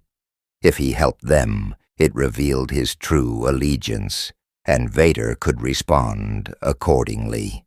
Either way, Vader gained information. "And if I just watch, stay neutral?" Spawn asked. "Then rebels die, and you lose opportunity to gather intelligence about potential alternative to Imperial service. The Alliance may have resources useful for your dimensional research. Force-sensitive agents with knowledge the Empire does not share. Choose wisely, Spawn. Your actions in next hour will define your future in this galaxy." Outside, the first rebel assault shuttle breached the atmosphere, its shields glowing red-hot from friction and defensive fire. Through the fortress's viewports, Spawn watched it descend toward a landing zone 3 kilometers from the main structure. Behind it, 2 more shuttles followed, and the X-Wings above were fighting desperately to provide cover. People were about to die, rebels believing they were liberating a prisoner, stormtroopers defending their installation, all because someone leaked information about Spawn's presence, and both sides misunderstood what that presence meant. Al Simmons had spent his career making impossible choices. Which target to assassinate, which intelligence to trust, which mission mattered most. This was just another tactical decision in a lifetime, and afterlife, full of them. Except it wasn't, because this choice would define not just his immediate future, but his fundamental nature in this new galaxy. Would he be Empire's weapon, Rebellion's symbol, or something else entirely? Spawn's cape billowed as necroplasm surged through his body, combat readiness sharpening every sense. "I'm going out there," he announced, "but I'm not fighting for you, and I'm not fighting for them. I'm going to find out who leaked the information and why. Then I'll decide what happens next." Vader inclined his head slightly. "Acceptable. K4D3 provides Spawn with secure comm frequency. He will report his findings." "As you wish, Lord Vader," the droid responded. Spawn moved toward the hangar, chains materializing around him as the symbiote prepared for combat. Behind him, he heard Vader give additional orders, deploying forces and coordinating defenses with mechanical efficiency. The Dark Lord was in his element, war and strategy, the only things he seemed to genuinely care about anymore. "Master," Letha whispered, "this feels like trap. For rebels or for us?" "Both," Spawn thought back, and whoever leaked the intel, multiple traps, all springing simultaneously, should be fun. He teleported to the fortress's exterior in a burst of green energy, appearing on the volcanic plain just as the first rebel shuttle touched down. The boarding ramp, deployed with hydraulic hisses, and figures emerged wearing combat armor and carrying blaster rifles that immediately tracked toward him. "Contact," one shouted. "Unknown entity, bearing 270, possible hostile." A woman's voice cut through the comm chatter, sharp and commanding. "Hold fire. That might be the asset we came for. Unknown entity, identify yourself. Are you the prisoner-designated anomaly?" Spawn walked toward them slowly, cape billowing in the superheated wind, eyes burning bright green in Mustafar's crimson twilight. Behind the rebels, he could see Atst walkers deploying from fortress hangars, and overhead, TIE fighters were breaking through the rebel fighter screen. Time to make a choice that would ripple across this galaxy in ways he couldn't yet predict. "Yeah," Spawn called back. "I'm the anomaly, but I'm nobody's prisoner, and if you're smart, you'll get back in that shuttle and leave before this turns into a bloodbath." The rebels didn't lower their weapons. The woman who'd spoken, a human with lieutenant's insignia and a face that had seen too much combat for someone so young, stepped forward cautiously. "We intercepted Imperial communications about a dimensional traveler being held on Mustafar," she said, "an entity with force capabilities beyond anything they'd encountered. The Empire has a history of imprisoning force sensitives and turning them into Inquisitors. We came to offer you a choice, freedom or servitude. Which do you want?" Spawn laughed, the sound harsh and echoing across the volcanic landscape. "Lady, I chose freedom the day I clawed my way out of hell. What I want to know is who told you I was here, and what else they told you about me." The lieutenant's expression flickered. Uncertainty, realization, fear. She'd walked into something more complex than a simple rescue operation, and in the sky above, Darth Vader's TIE Advance screamed toward the battle, its pilot eager to remind the rebellion that hope was dangerous commodity in the Emperor's galaxy. The rebel lieutenant's name was Kestrel Vane, and she'd survived the destruction of Alderaan by being off-world when the Death Star fired. That single fact, communicated quickly as her squad took defensive positions around their shuttle, told Spawn everything he needed to know about her motivation. She was a survivor fighting a war against the Empire because she had nothing left to lose. He understood that perfectly. "Our intelligence came from an encrypted transmission 3 days ago," Vane explained. Voice tight as blaster fire erupted in the distance. The ATSTs were advancing, their heavy laser cannons tracking toward the rebel position. Source claimed to be an Imperial defector. Said they were Inquisitor who couldn't stomach what the Empire was doing to force sensitives anymore. Provided coordinates, security protocols, and details about a dimensional anomaly with dark side power being held against its will. "Inquisitor defector," Spawn repeated, scanning the battlefield. His enhanced senses picked up heat signatures converging from multiple directions. Stormtrooper squads moving to encircle the landing zone. Overhead, an X-Wing exploded in a ball of fire as TIE fighters overwhelmed its shields. "Let me guess. They promised that rescuing me would give the rebellion a weapon capable of standing against Vader and the Emperor. Vane's jaw clenched. Something like that. They said you were powerful enough to turn the tide, that the Empire was terrified of you, that if we could extract you before they broke your will, you'd be invaluable ally. And you believed them? Spawn said flatly. We're desperate. Vane shot back. The Empire has unlimited resources, star destroyers, super weapons, Darth Vader. We take any advantage we can get, even risky ones. She paused as a massive explosion rocked the landscape, one of the orbital defense platforms targeting the rebel corvettes, especially risky ones. Spawn considered this necroplasm count stable at 9,812. The Rebel Alliance was being used. Someone, likely one of the Inquisitors, had fed them false intelligence to create exactly this situation. But why? To test Spawn's loyalty, to eliminate rebels, to create chaos that would reveal something hidden. Master, Letha whispered urgently. Dark side presence approaching, powerful, multiple signatures. Spawn sensed it too, concentrated malice cutting through Mustafar's ambient darkness like sharks through bloody water. The Inquisitors, not just one or two, all of them, the entire cadre stationed in orbit, had descended to the surface. Lieutenant, Spawn said carefully, you've been set up. This wasn't a rescue mission. It was bait, and you're about to find out what you caught. Vane's eyes widened as she saw them. 7 figures in dark armor and robes materializing from ash clouds and lava smoke. Lightsabers ignited in sequence, their crimson blades painting the volcanic landscape in shades of blood. The Grand Inquisitor led them, his yellow eyes burning with predatory anticipation.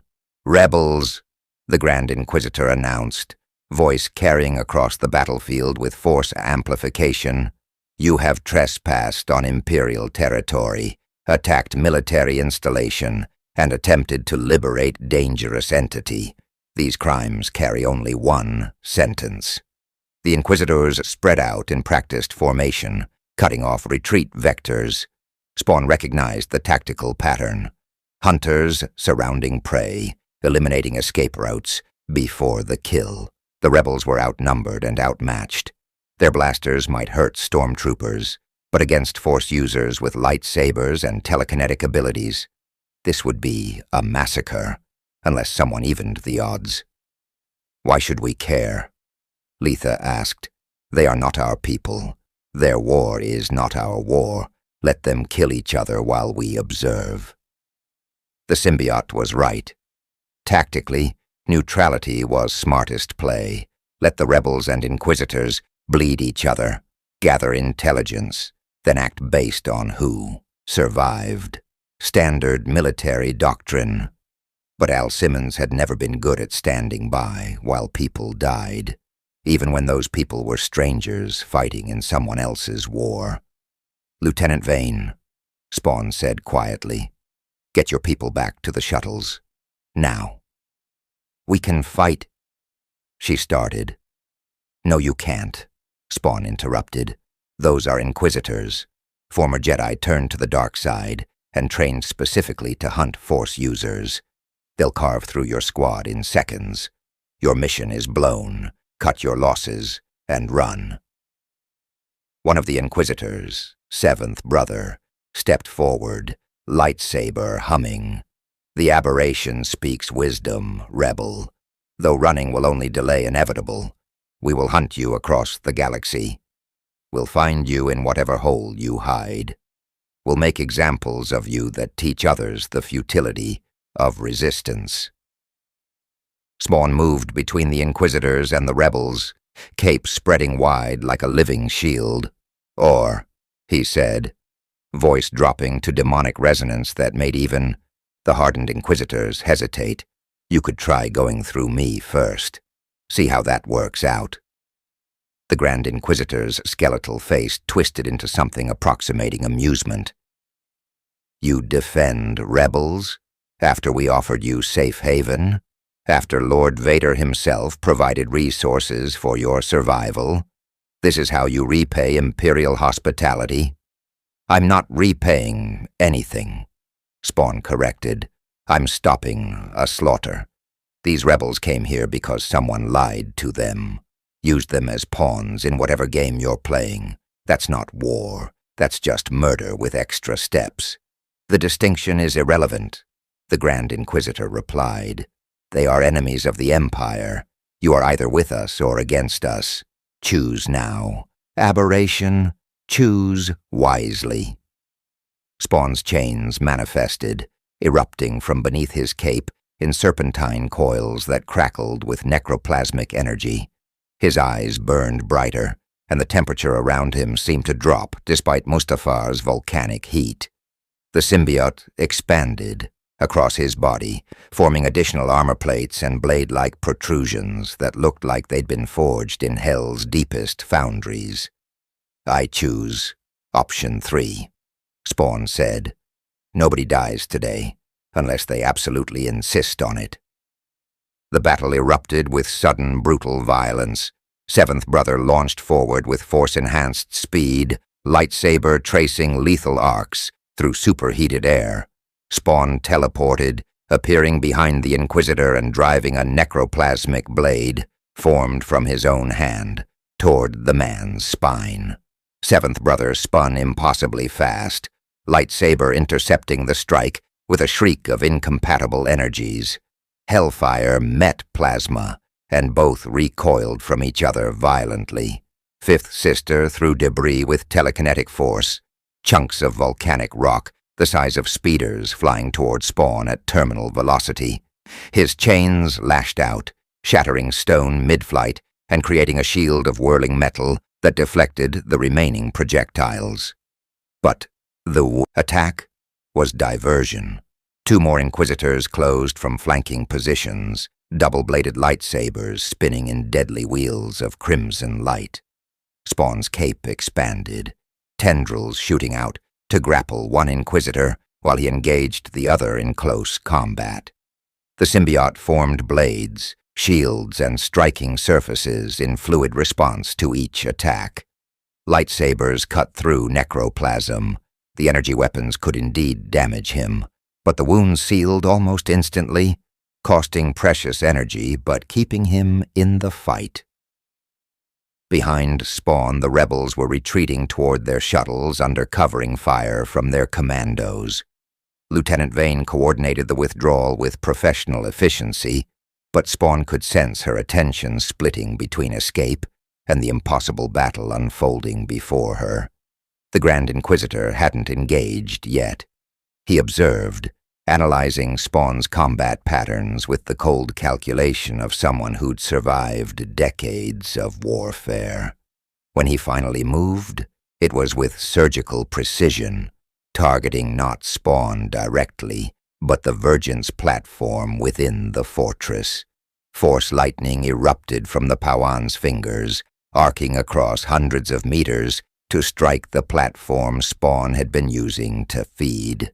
The refined cortosis exploded in a shower of molten metal, and the ancient Sith foundations cracked, disrupting the concentrated dark side energy. Spawn felt it immediately, his power supply cut off. The steady absorption that had been sustaining him stopped cold. He was operating on reserves again, and every expenditure of necroplasm brought him closer to depletion. 9,687. The Grand Inquisitor smiled. "You are mortal after all, aberration. Your power has limits, and we have just severed your supply line. How long can you fight before exhaustion claims you?" Spawn gritted his teeth, chains whipping out to drive back 3 Inquisitors simultaneously. Long enough. But the Grand Inquisitor was right. This was war of attrition now, and Spawn was losing. Every teleport cost him. Every necroplasmic construct drained reserves. The Inquisitors were coordinating better, learning his patterns, adapting to his unpredictable abilities, and reinforcements were coming. He could sense additional stormtrooper squads converging, and overhead, TIE bombers were beginning attack runs on the rebel shuttles. 9,521. One of the rebel shuttles exploded as concentrated fire from an ATST found its fuel cells. Bodies tumbled from the wreckage, some screaming, some silent. Lieutenant Vane shouted orders, trying to maintain order as her rescue mission collapsed into disaster. Spawn made a decision. He couldn't save everyone, couldn't fight the entire Imperial garrison and the Inquisitorius simultaneously. But he could give the rebels a chance to escape, could create an opening they might survive. His necroplasm surged as he drew deep on his reserves, preparing for the kind of expenditure that would cost him dearly. The symbiote screamed in protest, "No, Master, too much. You will burn yourself out." But Spawn pushed it aside. Hellfire erupted from his body in a wave of sickly green flame that spread across the battlefield in a 30-meter radius. It didn't burn like natural fire. It consumed differently, feeding on life force and dark side energy indiscriminately. The Inquisitors' force barriers protected them, but the effort of maintaining those barriers against sustained Hellfire assault drained them significantly.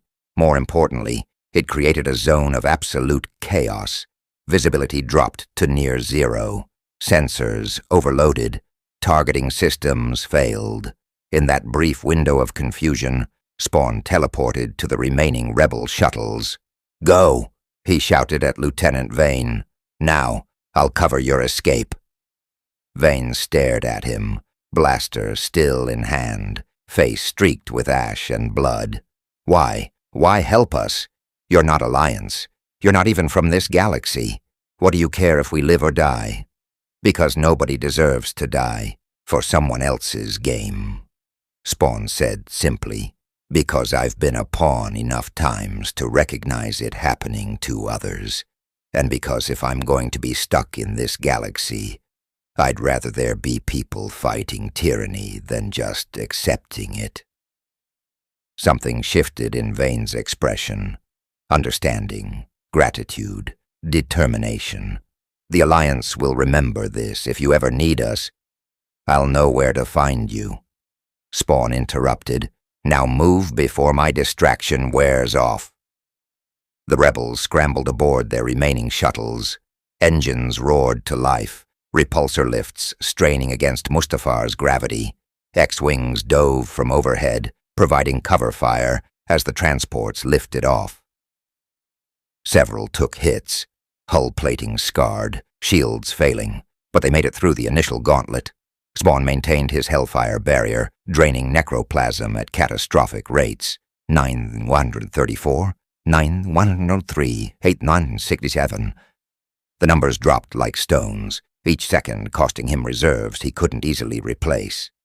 But it was working. The rebels were reaching orbit, joining their corvettes for jump to hyperspace. Then Vader arrived.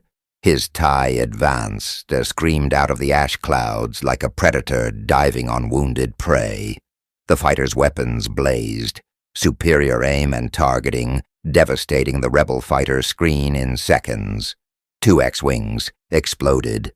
A Y-wing spiraled into the lava flows, its pilot dead before impact. And Vader's presence in the Force was like a black hole, drawing all attention and power toward him with inexorable gravity. The Dark Lord's fighter didn't target the fleeing shuttles directly. Instead, it strafed the fortress's perimeter, forcing Spawn to choose, maintain the Hellfire barrier that was draining him dry, or redirect power to stop Vader's assault.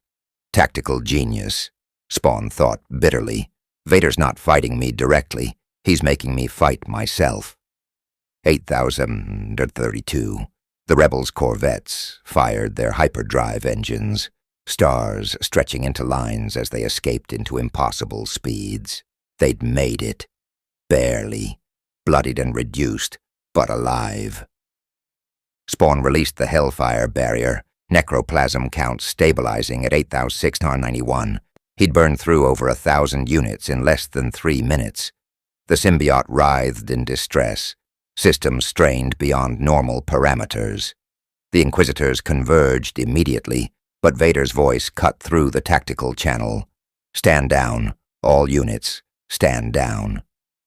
They hesitated, then obeyed. The Grand Inquisitor looked frustrated, but didn't argue. When Vader commanded, even the Emperor's chosen hunters fell in line. Vader's tie. Advanced landed in the fortress hangar, and the Dark Lord emerged moments later, cape billowing as he walked across the battlefield toward Spawn. His breathing apparatus filled the air with its mechanical rhythm, and his presence in the Force radiated disappointment mixed with something that might have been grudging respect. "You chose the rebels," Vader said. "Not a question, an observation. I chose to stop a massacre," Spawn corrected, exhaustion evident in his voice. "There's a difference." "Is there?" Vader stopped 3 meters away, close enough to attack, but maintaining distance that suggested conversation over combat. "You expended significant power you cannot easily replace, to save enemies of the Empire. That is definition of choosing sides." "Then I chose wrong, according to you," Spawn said. "Guess we'll see how that plays out." For a long moment, Vader simply stood there, respirator breathing the only sound besides distant lava flows. Then, surprisingly, he nodded slowly. "Yes," Vader said quietly. "We will see." He turned and walked toward the fortress, leaving Spawn standing amid the wreckage of the battle. The Inquisitors followed their master, casting venomous glances but not attacking. The stormtroopers began salvage operations and casualty collection, and Spawn collapsed to one knee, the cost of his choice finally hitting home. He'd saved the rebels, made an enemy of the Empire, burned through resources he desperately needed, all for people he'd never see again, fighting a war that wasn't his. Simmons had always been terrible at the smart play. "Master," Letha whispered weakly, "we are depleted, damaged, need time to recover." "I know," Spawn thought back, "but we did the right thing. That counts for something." "Does it? Will doing the right thing save us when the necroplasm runs out?" Spawn didn't have an answer for that. He simply stood, cape settling around his shoulders, and watched as Mustafar's twin moons rose over the volcanic horizon. Somewhere in orbit, the Emperor was receiving reports. Somewhere in hyperspace, the rebels were tending their wounds and wondering about the dimensional anomaly that had saved them. Somewhere in the fortress, Vader was contemplating the variables that Spawn's choice had introduced. And somewhere deep in hell, Malebolgia laughed, pleased that his wayward hellspawn was suffering exactly as intended. The summons came 3 days later, delivered by K4D3 with the droid's usual impeccable politeness, masking the underlying threat. Emperor Palpatine requested Spawn's presence on Coruscant. Immediately, refusal was not presented as option. Spawn had spent those 3 days in the damaged Virgin's chamber, trying to recover his depleted reserves. The Grand Inquisitor's attack had shattered the platform's focusing mechanisms, reducing its efficiency by nearly 70%. What had once been uncomfortable but productive meditation now barely moved his necroplasm counter. He'd managed to climb back to 8,891, but the rate of recovery suggested it would take weeks to return to full capacity. Weeks he probably didn't have. Vader personally escorted him to the Imperial shuttle. They didn't speak during the journey to the hangar, but the silence carried weight. The Dark Lord hadn't punished Spawn for aiding the rebels. No imprisonment, No torture, no execution attempt. Just observation, calculation, as if Vader was waiting to see what Spawn would do next before committing to a response. "The Emperor is displeased," Vader finally said as they boarded the shuttle. "You aided enemies of the state, destroyed Imperial property, caused casualties among stormtrooper garrison. These are not minor transgressions." "I stopped a trap from killing people who didn't deserve it," Spawn replied, settling into one of the shuttle's acceleration couches. "If that pisses off your boss, so be it. Your defiance will accomplish nothing except your destruction," Vader warned. "Palpatine has broken beings far stronger than you. Force users with decades of training. Jedi masters who dedicated entire lives to understanding the Force. He twisted them, corrupted them, or destroyed them. You are powerful, Spawn, but you're also alone in hostile galaxy with diminishing resources. The Emperor will exploit those weaknesses." "Then why are you warning me?" Spawn asked directly. "If I'm such a threat, why not just kill me yourself? You could probably do it. I'm running at 60% capacity. You're fresh, fully powered, and fighting on your home turf. So why the concern?" Vader was silent for several seconds, respirator breathing filling the shuttle's interior. When he finally spoke, his voice carried undertones Spawn hadn't heard before. Something almost like regret. "Because I recognize myself in you," Vader admitted. "The refusal to submit, the stubborn adherence to personal code, despite overwhelming pressure to abandon it. The Emperor broke those qualities out of me, transformed them into loyalty through manipulation and necessity. I wonder if he can do the same to you, or if you possess strength I lacked."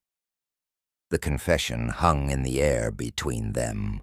Spawn absorbed it, understanding the test it represented. Vader wasn't just escorting him to Coruscant. He was measuring Spawn against his own past, trying to determine if the Hellspawn would succeed where Anakin Skywalker had failed. "I've been broken before," Spawn said quietly. "By Hell, by Malebolgia, by my own choices. The difference is I learned from it. I know what manipulation looks like now. Know when someone's trying to twist me into a weapon. Your Emperor might be powerful, but he's also predictable. Tyrants always are. Do not underestimate him," Vader cautioned. "That mistake has killed wiser beings than either of us." The journey to Coruscant took 8 hours through hyperspace. Spawn spent most of it in meditation, trying to squeeze every drop of energy from the ambient suffering that clung to Imperial ships like psychic residue. Vader's shuttle had seen combat, had transported prisoners to execution, had been present at atrocities. That pain left marks, and Spawn learned to feed on them like a starving animal gleaning nutrition from scraps. 8,234, better than nothing. When they dropped out of hyperspace, Coruscant filled the viewport, a city planet of impossible scale where every square meter had been built over, paved over, developed until no natural surface remained visible. Trillions of beings lived in those structures, their lives regulated by Empire's iron grip. From orbit it looked like a cancer, consuming everything in metastatic growth. "The capital," Vader announced unnecessarily. "Heart of the Empire. The Emperor rules from the Imperial Palace, built on ruins of old Jedi temple. Symbolic victory. Constant reminder of Jedi's failure." They descended through layers of traffic. Cargo haulers, passenger transports, military vessels, all flowing in carefully controlled patterns, enforced by automated systems and traffic control. The shuttle's clearance codes allowed them to bypass most restrictions, diving toward the Palace District, where power concentrated like toxic buildup. The Imperial Palace was architectural nightmare, massive pyramidal structure that dominated the skyline, built from black stone and harsh angles, designed to intimidate rather than inspire. Guard towers bristled with weaponry. Stormtrooper patrols marched in perfect formation, and over everything the Emperor's presence in the Force pressed down like atmospheric pressure, making even Vader seem diminished by comparison. "Master," Letha whispered nervously, "this place reeks of darkness, concentrated evil. We should not be here." "Agreed," Spawn thought back. "But running would just delay the confrontation. Better to face it now, on whatever terms we can manage." They landed in a restricted hangar deep within the palace complex. Red-armored royal guards, elite warriors who served as the Emperor's personal protection, waited at attention, their force pikes crackling with contained energy. These weren't regular stormtroopers. These were killers who'd proven themselves worthy of guarding the galaxy's most dangerous man. "This way," one said. Voice filtered through an elaborate helmet. No names, no personalities. Just function and loyalty. They walked through corridors of polished obsidian and crimson carpeting, past chambers where Imperial officials conducted the bureaucratic business of tyranny. Spawn's enhanced senses picked up conversations through walls, resource allocation for planetary occupation, budgets for Star Destroyer construction, casualty projections for rebel suppression operations. The Empire ran on spreadsheets and suffering in equal measure. Finally, they reached the throne room. It was everything Spawn expected, and worse. A vast, circular chamber with the throne itself positioned on a raised platform, forcing visitors to look up at the Emperor.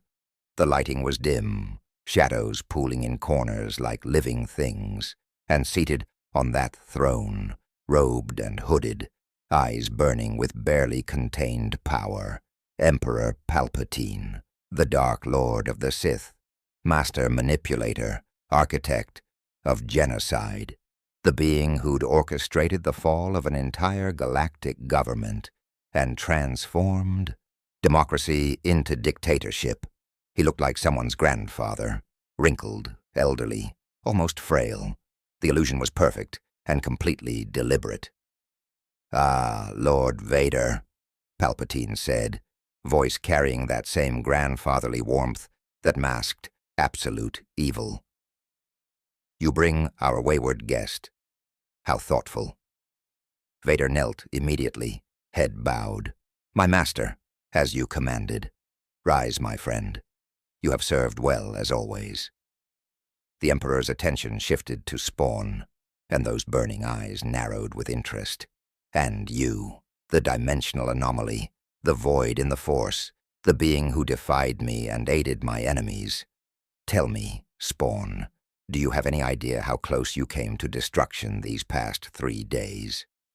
"Pretty close, I'm guessing," Spawn replied, refusing to kneel. "But here I am, still standing, still refusing to be your weapon." Palpatine smiled, the expression somehow making his grandfatherly appearance more sinister rather than less. "Defiant to the end. I admire that, truly. So few possess genuine courage anymore. Most crumble at first sign of power, but you—" He stood, robes falling around his thin frame. "You have stared into hell and returned, faced damnation and survived. That creates perspective, understanding that galactic politics are ultimately meaningless compared to eternal torment." He descended from the throne platform with surprising agility, approaching Spawn with the confidence of someone who'd never lost a confrontation. "But let me offer different perspective. You believe yourself free agent, answerable to no one except your own code. Noble sentiment.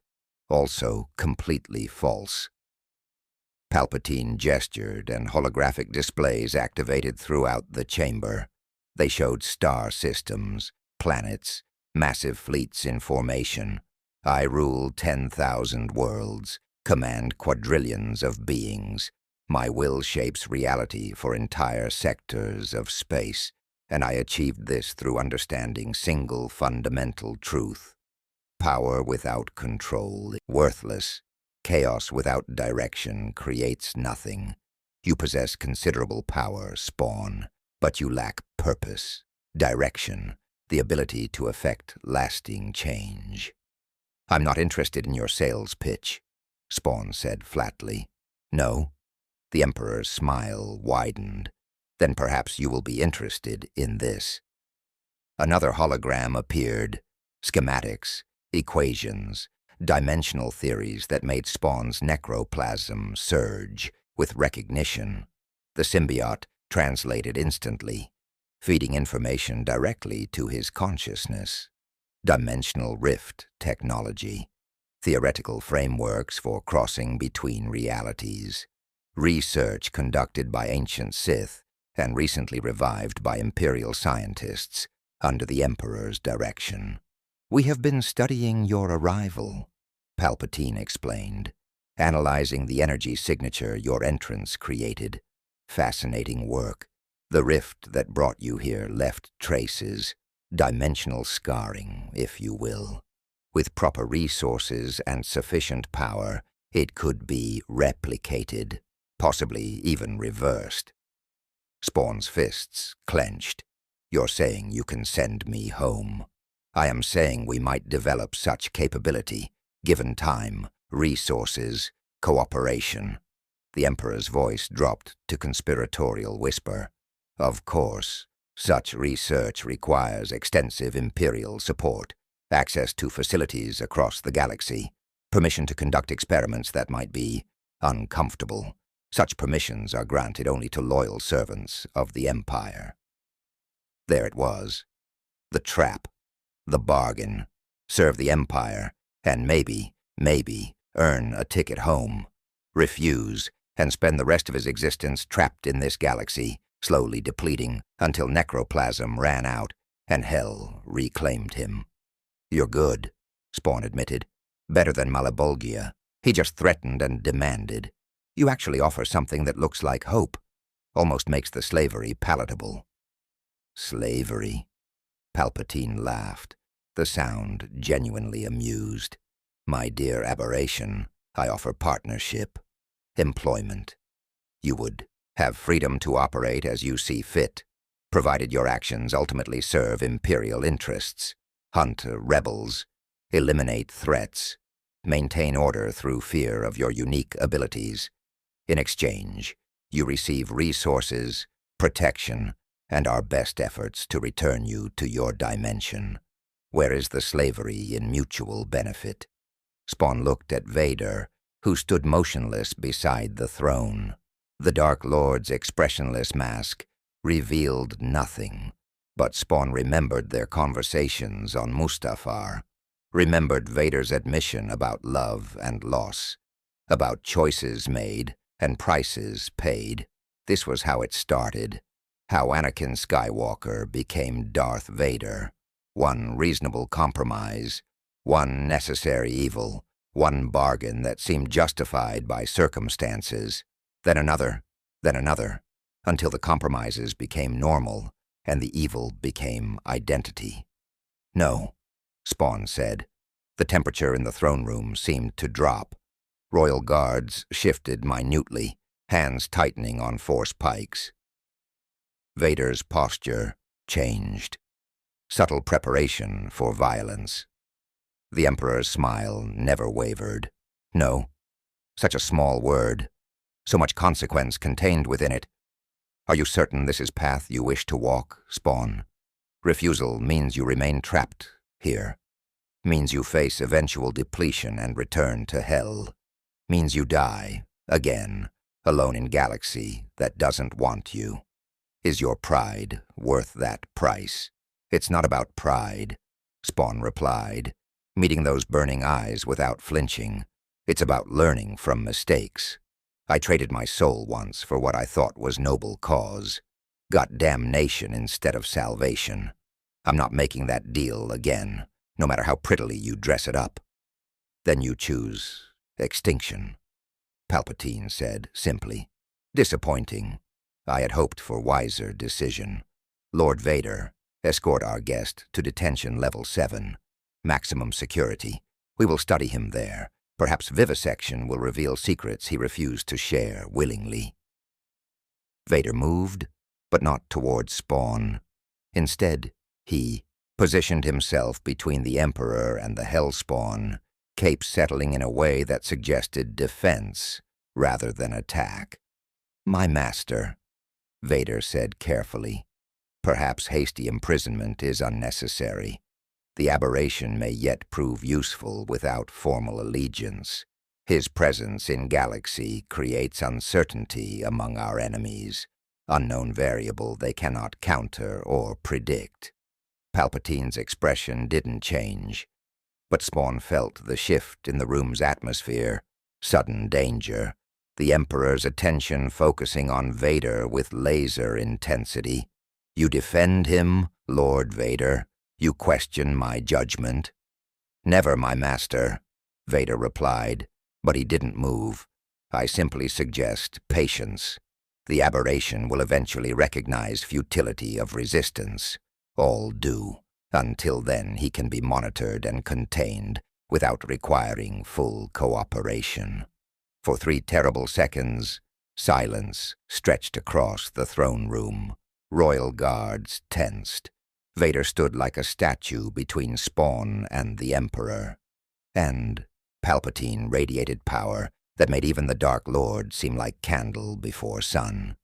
Then the Emperor laughed, genuine amusement, rather than malice. How curious. Lord Vader shows mercy, or perhaps sees reflection of his younger self in this defiant creature.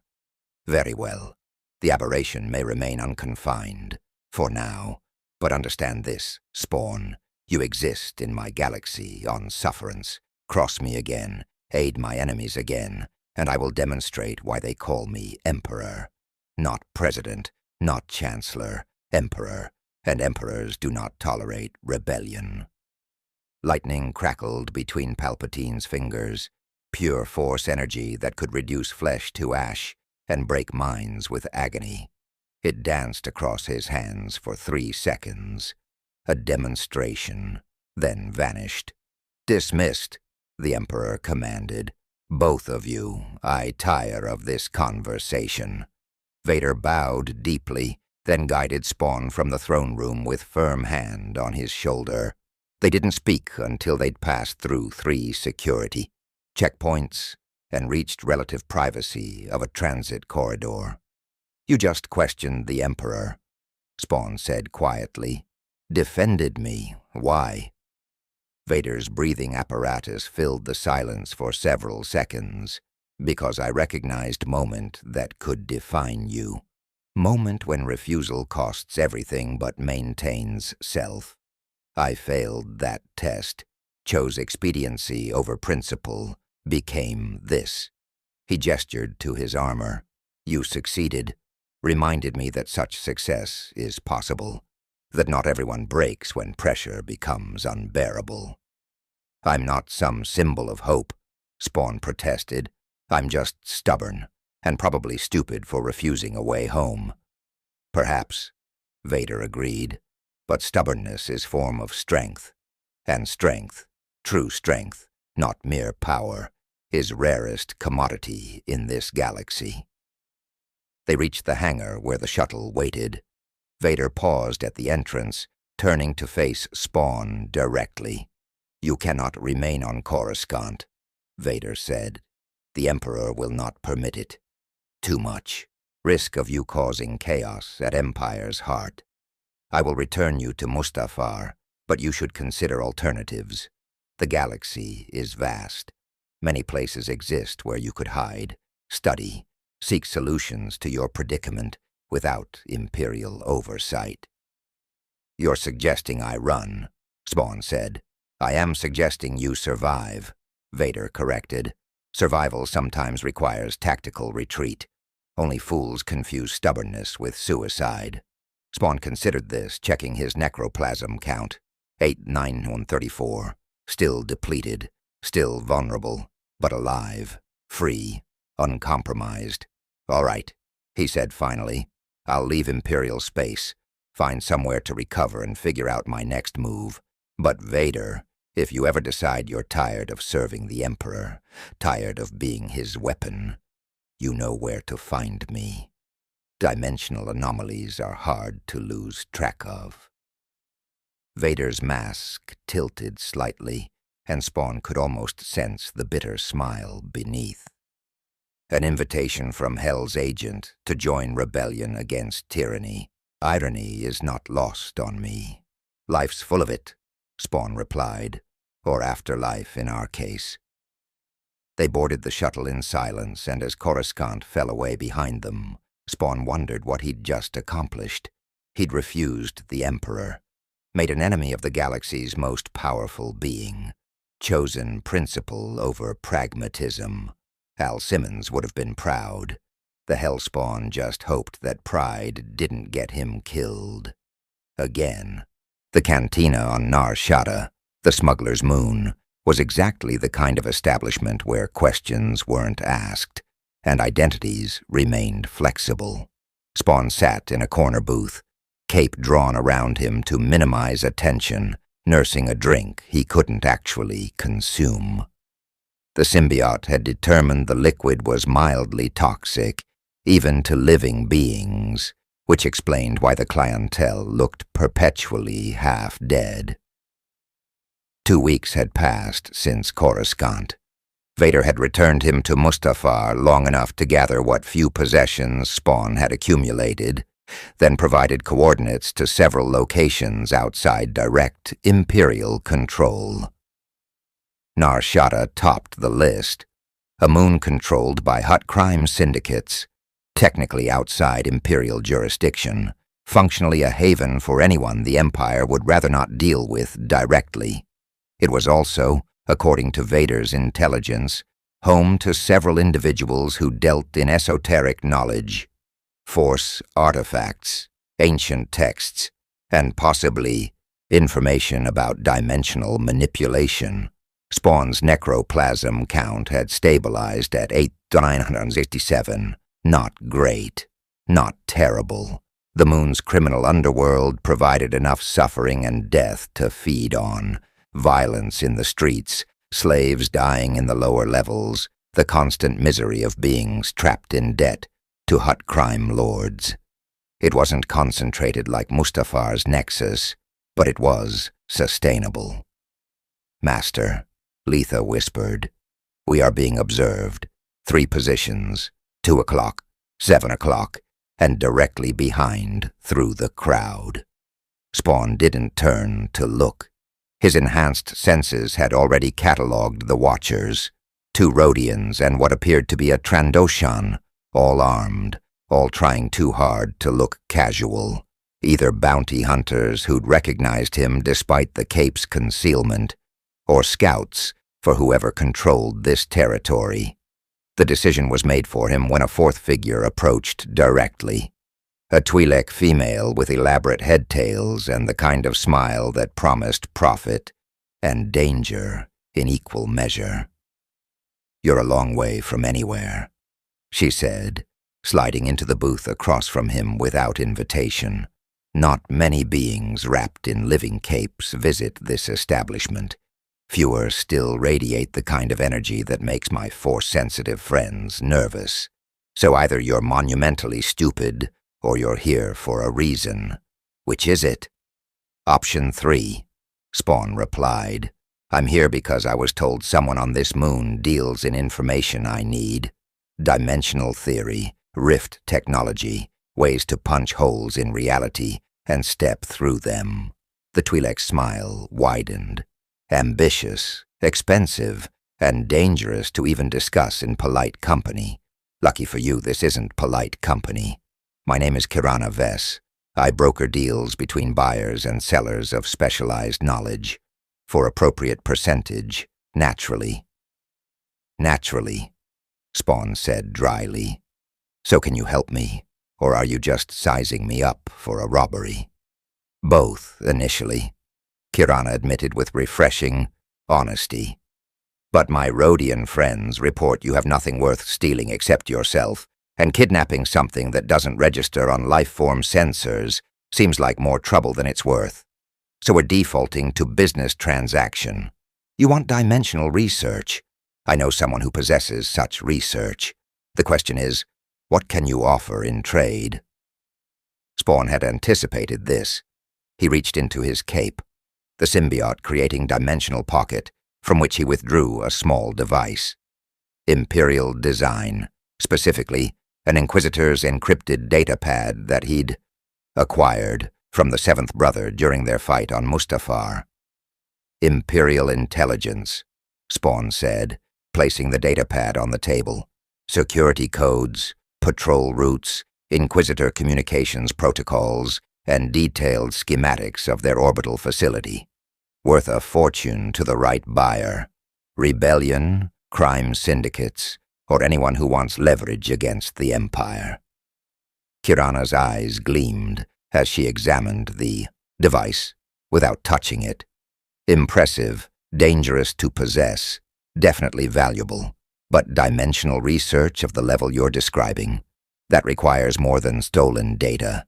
That requires something unique, something only you can provide. Such as your blood, Kirana said bluntly.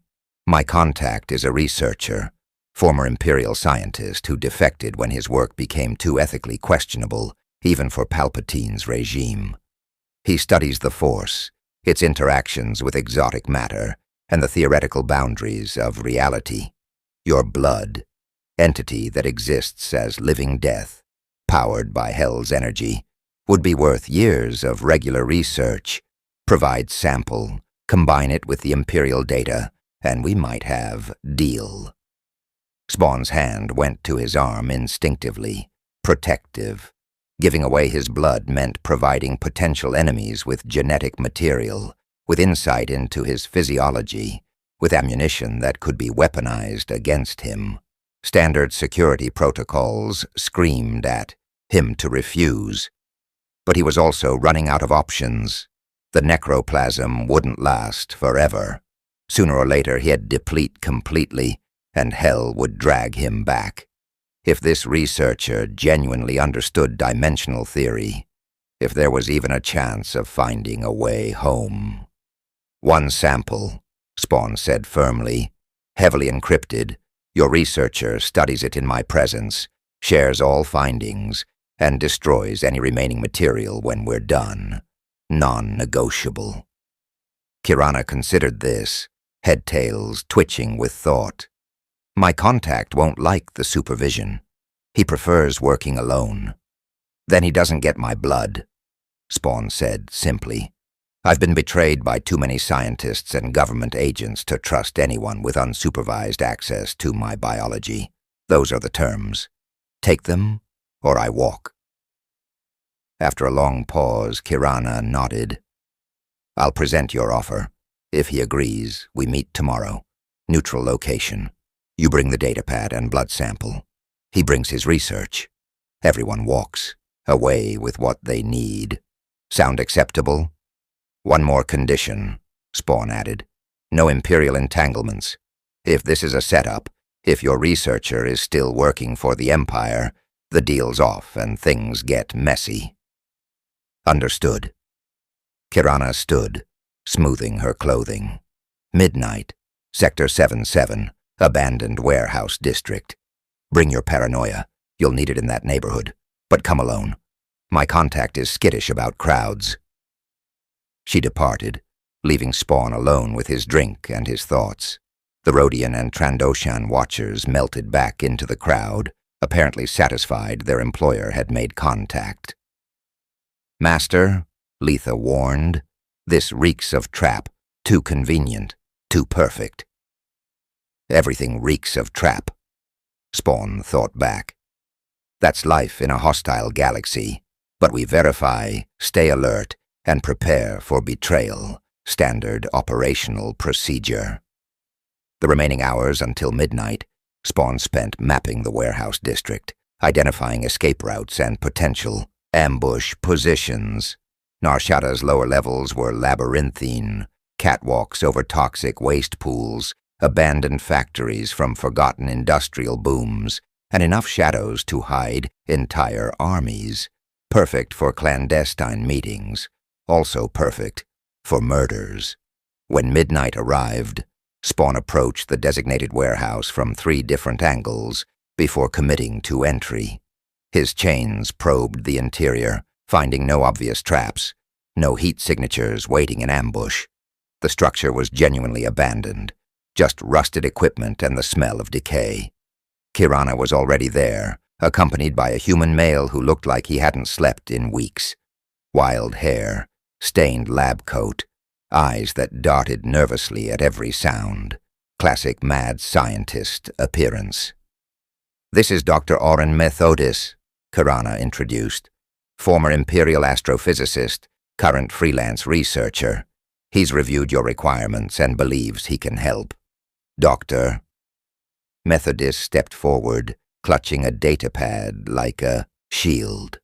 "Your case is unprecedented.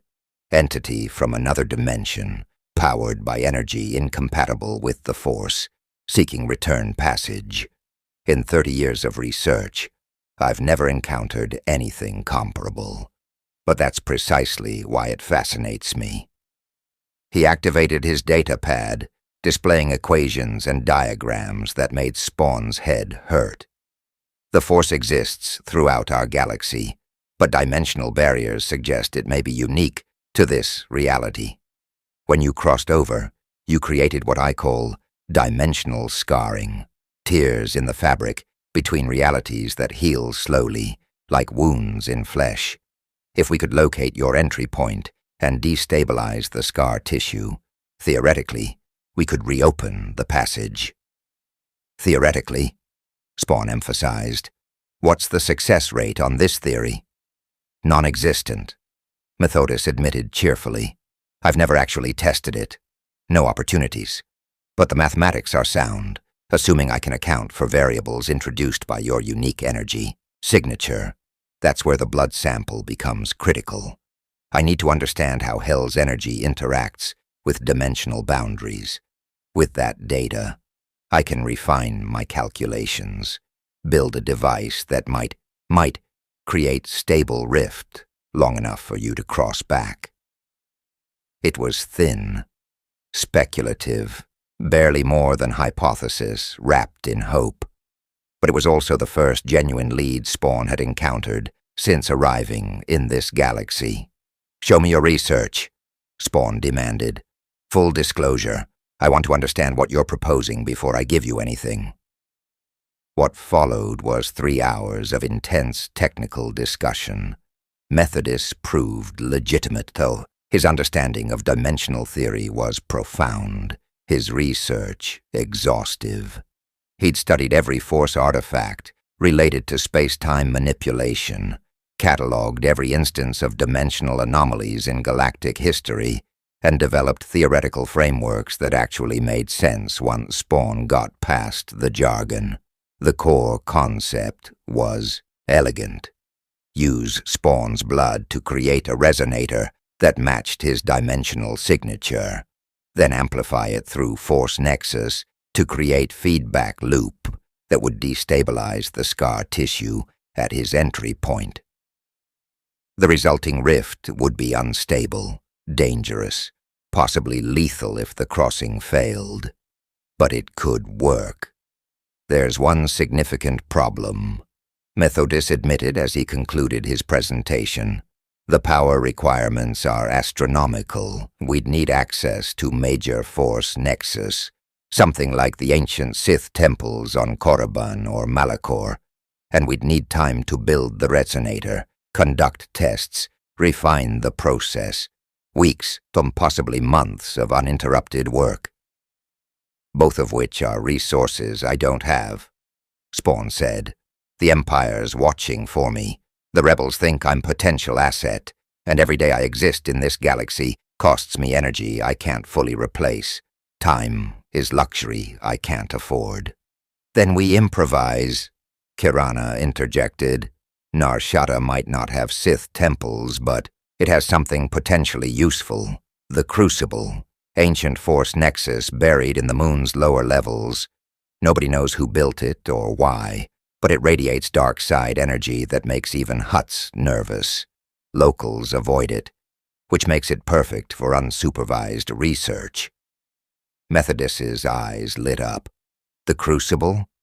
I've heard rumors but never confirmed its existence. If it's genuine Nexus, we could potentially reduce power requirements by factor of 10. Make the timeline feasible. It's also infested with creatures mutated by dark side exposure, Kirana added, and occasionally visited by Sith cultists performing rituals. But those are minor obstacles, right? Spawn actually smiled, a grim expression that made both the broker and the scientist step back involuntarily. Lady, I've fought demons in Hell's deepest circles.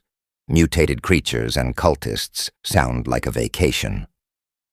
They negotiated final terms quickly. Spawn would provide the blood sample and Imperial datapad. Methodist would conduct research at the Crucible, with Spawn providing security and observation. Kirana would facilitate resource acquisition and maintain lookout for Imperial or Hutt interference. Timeline: 3 weeks to build and test the resonator, assuming no catastrophic complications. As Spawn prepared to extract the blood sample, the symbiote reluctantly forming a needle-like appendage, proximity alarms shrieked throughout the warehouse district. Imperial raid, Kirana shouted, checking her datapad. Star Destroyer just dropped out of hyperspace. They're deploying assault shuttles and... She paused, face going pale.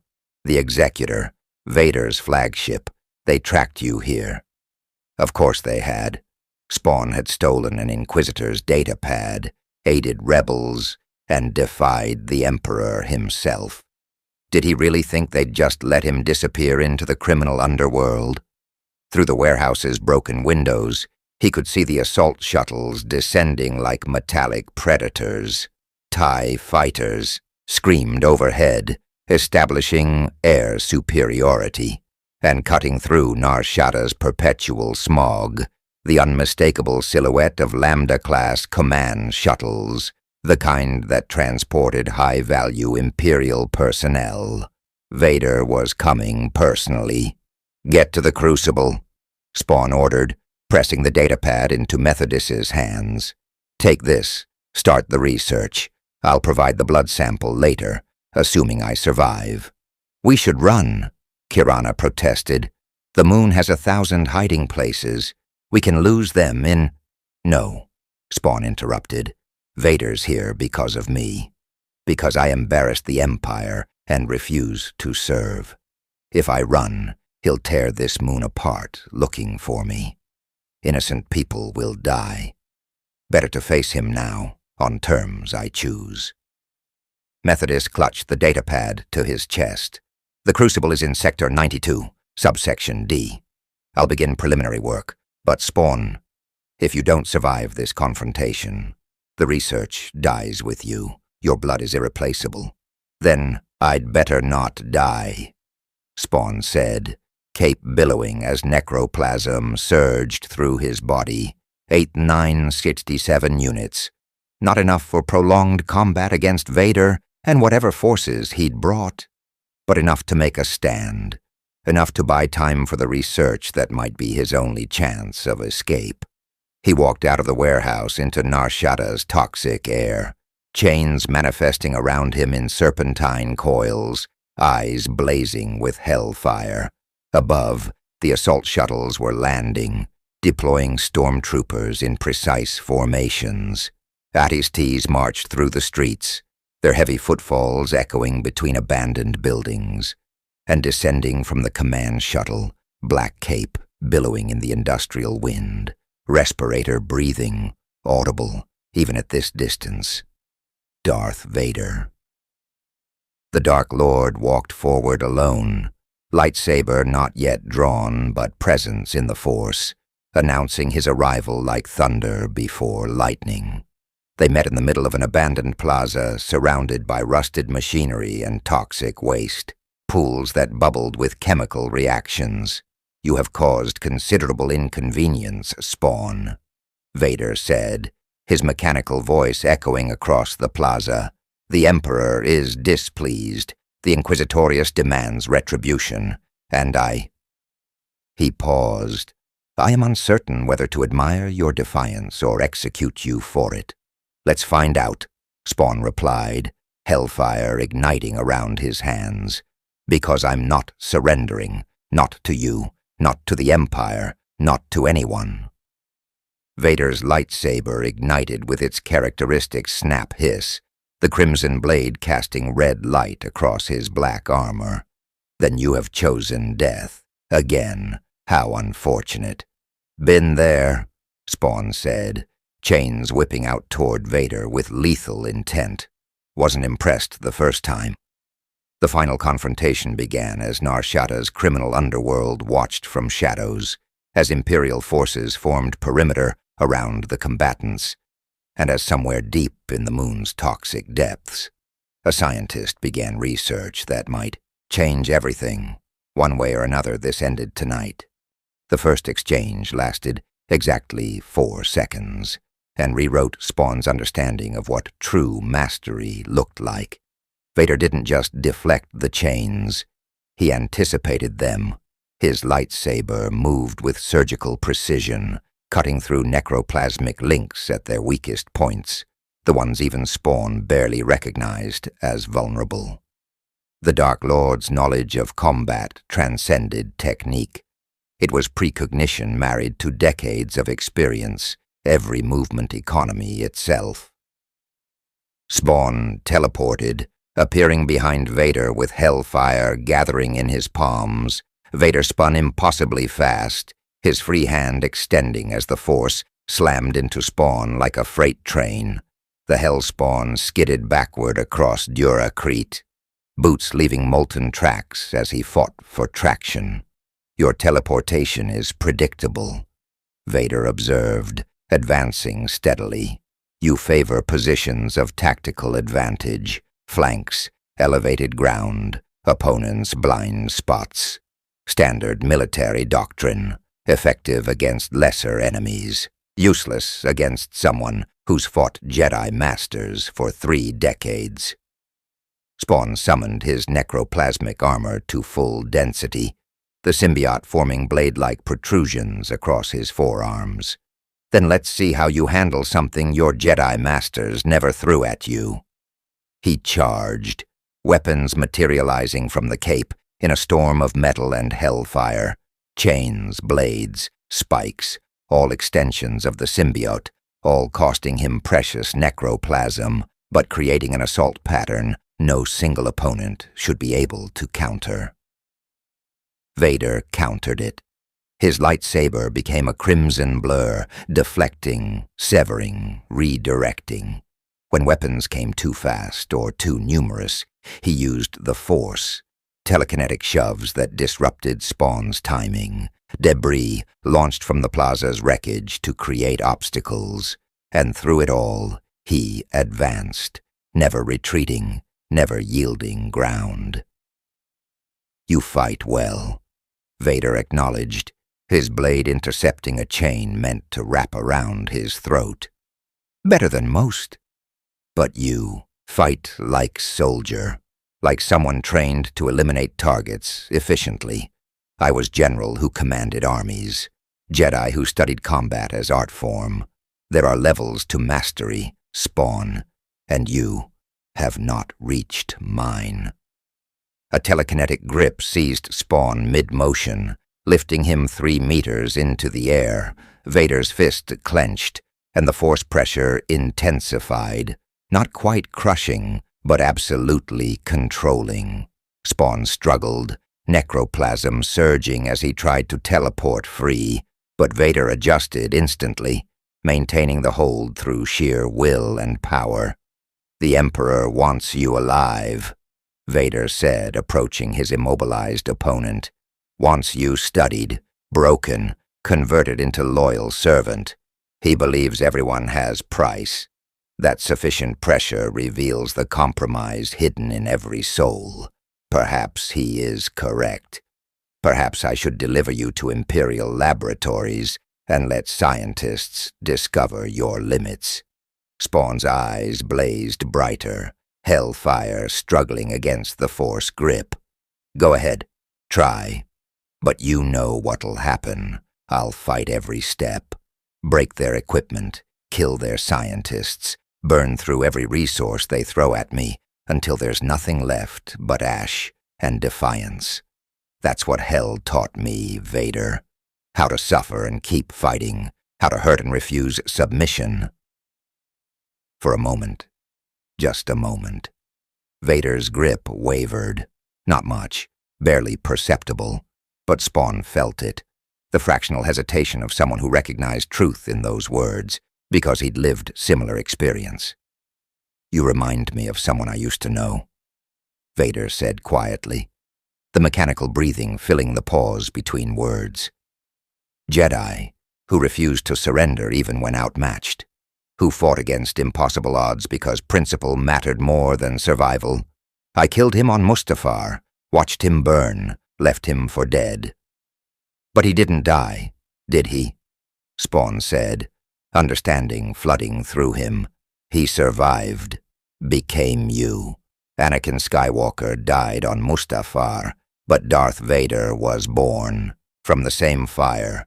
You know exactly what I'm talking about because you've lived it. Anakin Skywalker was weak, Vader stated, but the mechanical voice carried undertones of something raw and unhealed. His sentimentality destroyed him. His attachments made him vulnerable. Vader is what emerged when those weaknesses burned away. Bullshit, Spawn said bluntly. Anakin made you strong.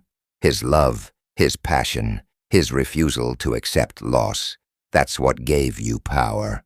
The Emperor just twisted it, made you hate what you'd been instead of accepting what you could become. You're not stronger for killing Anakin. You're just more broken. The Force grip released abruptly, and Spawn dropped to the ground.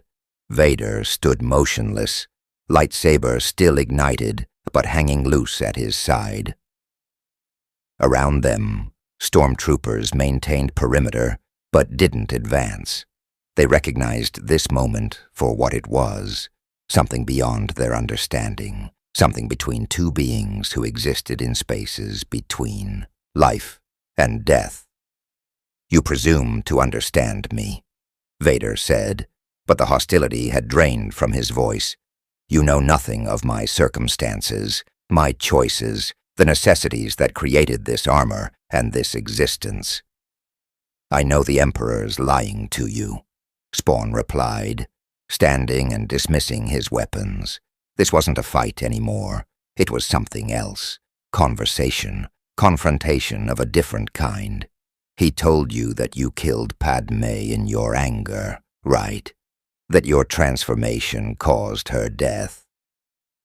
Vader's posture shifted, subtle tension that confirmed Spawn had struck home. What if that's not true? Spawn pressed. What if the Emperor orchestrated her death himself to bind you? Think about it, Vader. Palpatine orchestrated everything else. The Clone Wars, the Jedi Purge, the transformation of the Republic. Why wouldn't he orchestrate the one thing guaranteed to break you completely?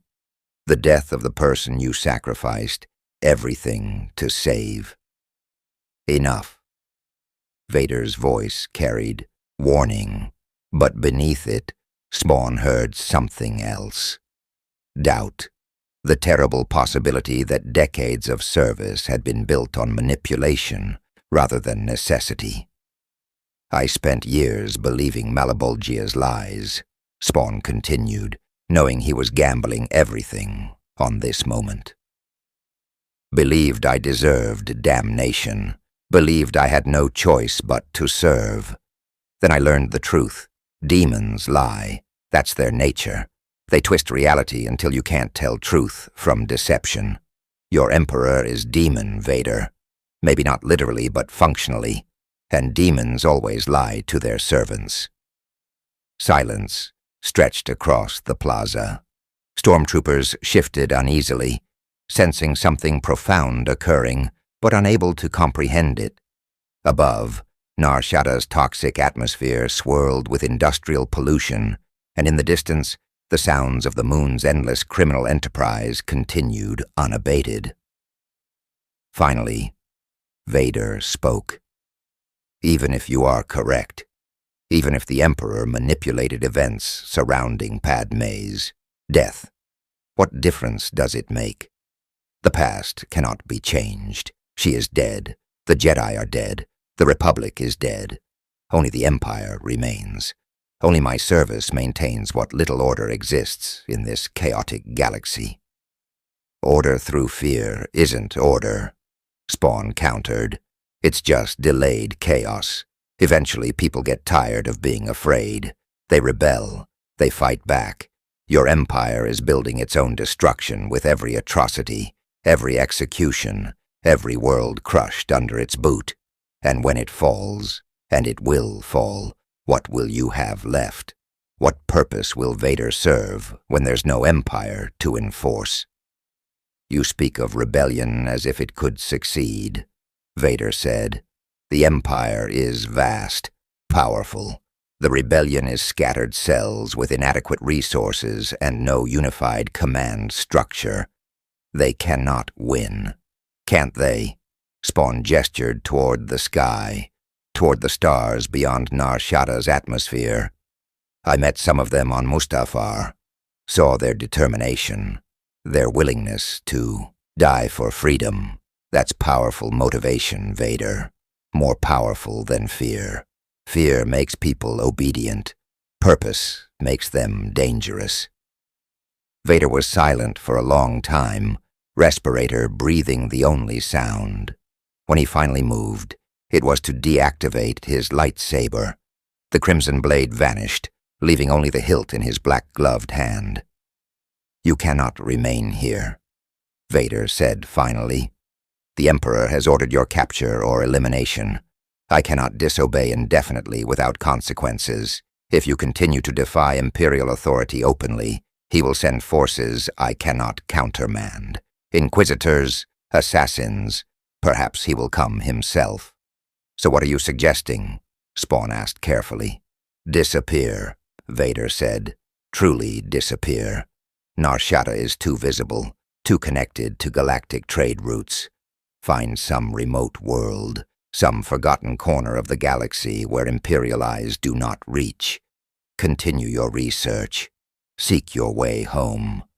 But do so quietly, without drawing attention. You're letting me go, Spawn said, disbelief evident in his voice. After the Emperor ordered my capture, after I defied you and the Inquisitors. Why? Vader turned away, cape settling around his armored form. Because you reminded me that choice still exists. That submission is not inevitable, no matter how overwhelming the pressure. Perhaps you will escape this galaxy. Perhaps you will die trying. But either outcome occurs because you chose it, not because power forced you. That matters, more than I have allowed myself to acknowledge in years. He began walking toward his shuttle, stormtroopers parting to allow passage. After a dozen steps, he paused, looking back over his shoulder. The crucible you seek in Nar Shadda's depths. It is dangerous, corrupting. The dark side concentrated there has driven lesser beings to madness. Be cautious, and Spawn. If you succeed in returning home, remember this galaxy. Remember that even in darkness, choices remain. Perhaps that knowledge will serve you better in your dimension than it has served me in mine. Then Darth Vader boarded his shuttle, and the Imperial forces began their withdrawal. Within 20 minutes the plaza was empty except for Spawn, standing alone amid the wreckage of their confrontation, processing what had just occurred. Master? Letha whispered, confused and wary. The enemy retreated. The Dark Lord spared us. Why? Because Vader remembered something, Spawn thought back. Something he'd buried under decades of service and pain. The part of him that was still Anakin Skywalker, Still capable of mercy and doubt and hope, Kirana emerged from hiding, her expression mixing awe and terror. What just happened? Darth Vader withdrew. He had you, had all of us, and he just left. Long story, Spawn said, checking his necroplasm count, 8,043. The fight had cost him, but less than expected because Vader had pulled his final strike, had chosen conversation over execution. Where's Methodist? The Crucible. He didn't wait for your blood sample. Started preliminary work with what equipment we could scavenge. Said if you survived, you'd find him. If not, at least he'd die doing something scientifically interesting. Spawn almost smiled. Mad scientist to the end. Take me there. We've got 3 weeks to make this work. Maybe less before the Emperor sends someone less merciful than Vader. The journey into Nar Shadda's depths was everything Kirana had promised. Toxic waste pools, mutated creatures that had to be incinerated with Hellfire, and sections where the dark side presence made even Spawn's necroplasm recoil. But eventually, they reached it. The Crucible. It was ancient beyond measure, carved from black stone that predated the moon's colonization. A circular chamber 500 meters across, walls inscribed with Sith runes that pulsed with malevolent energy. At the center, a platform similar to the one on Mustafar, but older, raw, more primal. The suffering concentrated here wasn't refined or focused. It was chaotic. The psychic screams of billions compressed into geological formation. It was perfect. Methodists had already set up equipment, jury-rigged devices constructed from salvaged Imperial technology and black market components. He looked up as Spawn entered, his wild-eyed expression brightening with manic enthusiasm. You're alive. Excellent. I've made preliminary calculations, and the news is both good and bad. Good news. The Crucible's power levels exceed my projections by factor of 3. We can definitely generate sufficient energy for rift creation. Bad news. The dimensional scarring from your entry point has begun healing faster than anticipated. We have maybe 2 weeks before it stabilizes completely and becomes irreparable. Then we'd better get started, Spawn said, extending his arm. The symbiote formed a blade, and he drew it across his palm. Green blood, necroplasm in liquid form, welled up and dripped into the collection container Methodist provided. The scientist's hands trembled as he secured the sample. This is extraordinary. The energy signature is completely foreign to our reality. Analyzing this will require— Work fast, Spawn interrupted. The Emperor won't wait forever, and neither will my reserves. Over the following 13 days, they worked. Methodists conducted experiments, running Spawn's blood through analysis equipment while cross-referencing results against his dimensional theories.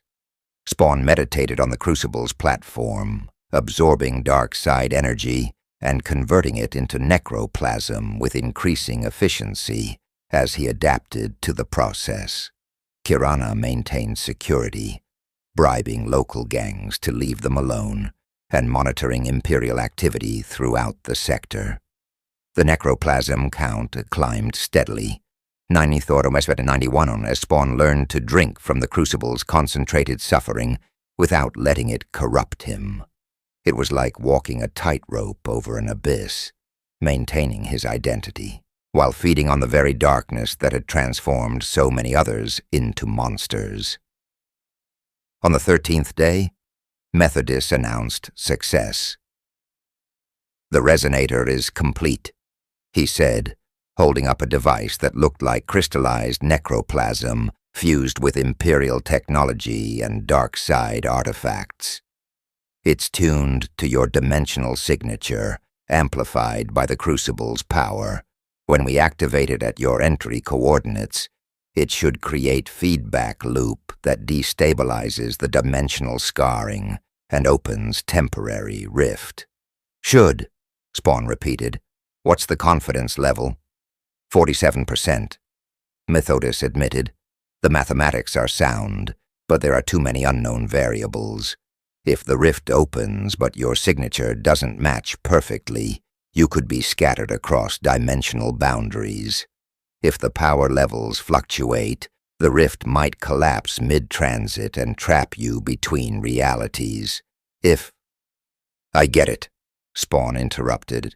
It's dangerous. Might kill me. Might work. Those are odds I can live with. Or die with. Either way, it's better than staying here until my necroplasm runs out. They traveled to Corellia, Spawn's entry point, under cover of darkness and heavy bribery. The coordinates led to the same abandoned warehouse where he'd first arrived, now repaired and converted to storage for a shipping company that didn't ask questions about nocturnal visitors. Methodus set up the resonator on the exact spot where the dimensional rift had deposited Spawn weeks earlier. Kirana established perimeter security, and Spawn stood at the center of it all, checking his necroplasm count one final time. 10,234, higher than when he'd arrived. Proof that he could adapt, could survive, could thrive even in hostile reality. But also proof that he'd changed. The dark side energy he'd consumed had left marks, altered him in ways he'd only recognize later. This galaxy had touched him, just as he'd touched it. Ready? Methodus asked, hands hovering over the activation controls. Spawn looked at Kirana, who nodded with professional respect. Looked at Methodus, whose mad genius had given him this chance. Looked at the warehouse ceiling, imagining the stars beyond, the galaxy he'd briefly called home. Yeah, Spawn said. Let's punch a hole in reality and see what happens. Methodus activated the resonator. Energy exploded outward. Necroplasm, dark side power, and dimensional mathematics interacting in ways that made reality scream. The air tore, literally tore, creating a wound in space-time that bled green fire and purple lightning. Through the rift, Spawn saw glimpses of somewhere else, alleyways that might be New York, fire that might be hell, shadows that might be home. Go, Methodus shouted over the dimensional storm. Before it collapses. Spawn didn't hesitate. He'd spent his entire existence, life and afterlife, making impossible choices and living with consequences. This was just another one. He stepped into the rift. Reality inverted, twisted, compressed. The symbiote shrieked as dimensional energies tore at its structure. Spawn's necroplasm burned like acid, converting and reconverting as it tried to adapt to the passage between worlds. For one terrible moment, he felt himself fragmenting, spreading across infinite possibilities, and understood with absolute certainty that he was dying. Then gravity reasserted itself, and he fell. He hit concrete in a familiar alley, the smell of New York garbage and urban decay overwhelming after weeks of volcanic sulfur and toxic moon atmosphere. Rain pounded down. Natural rain, not acid precipitation, and the sounds of Earth filled his ears. Sirens, traffic, humanity going about its business, unaware that something from another galaxy had just crashed back into their reality.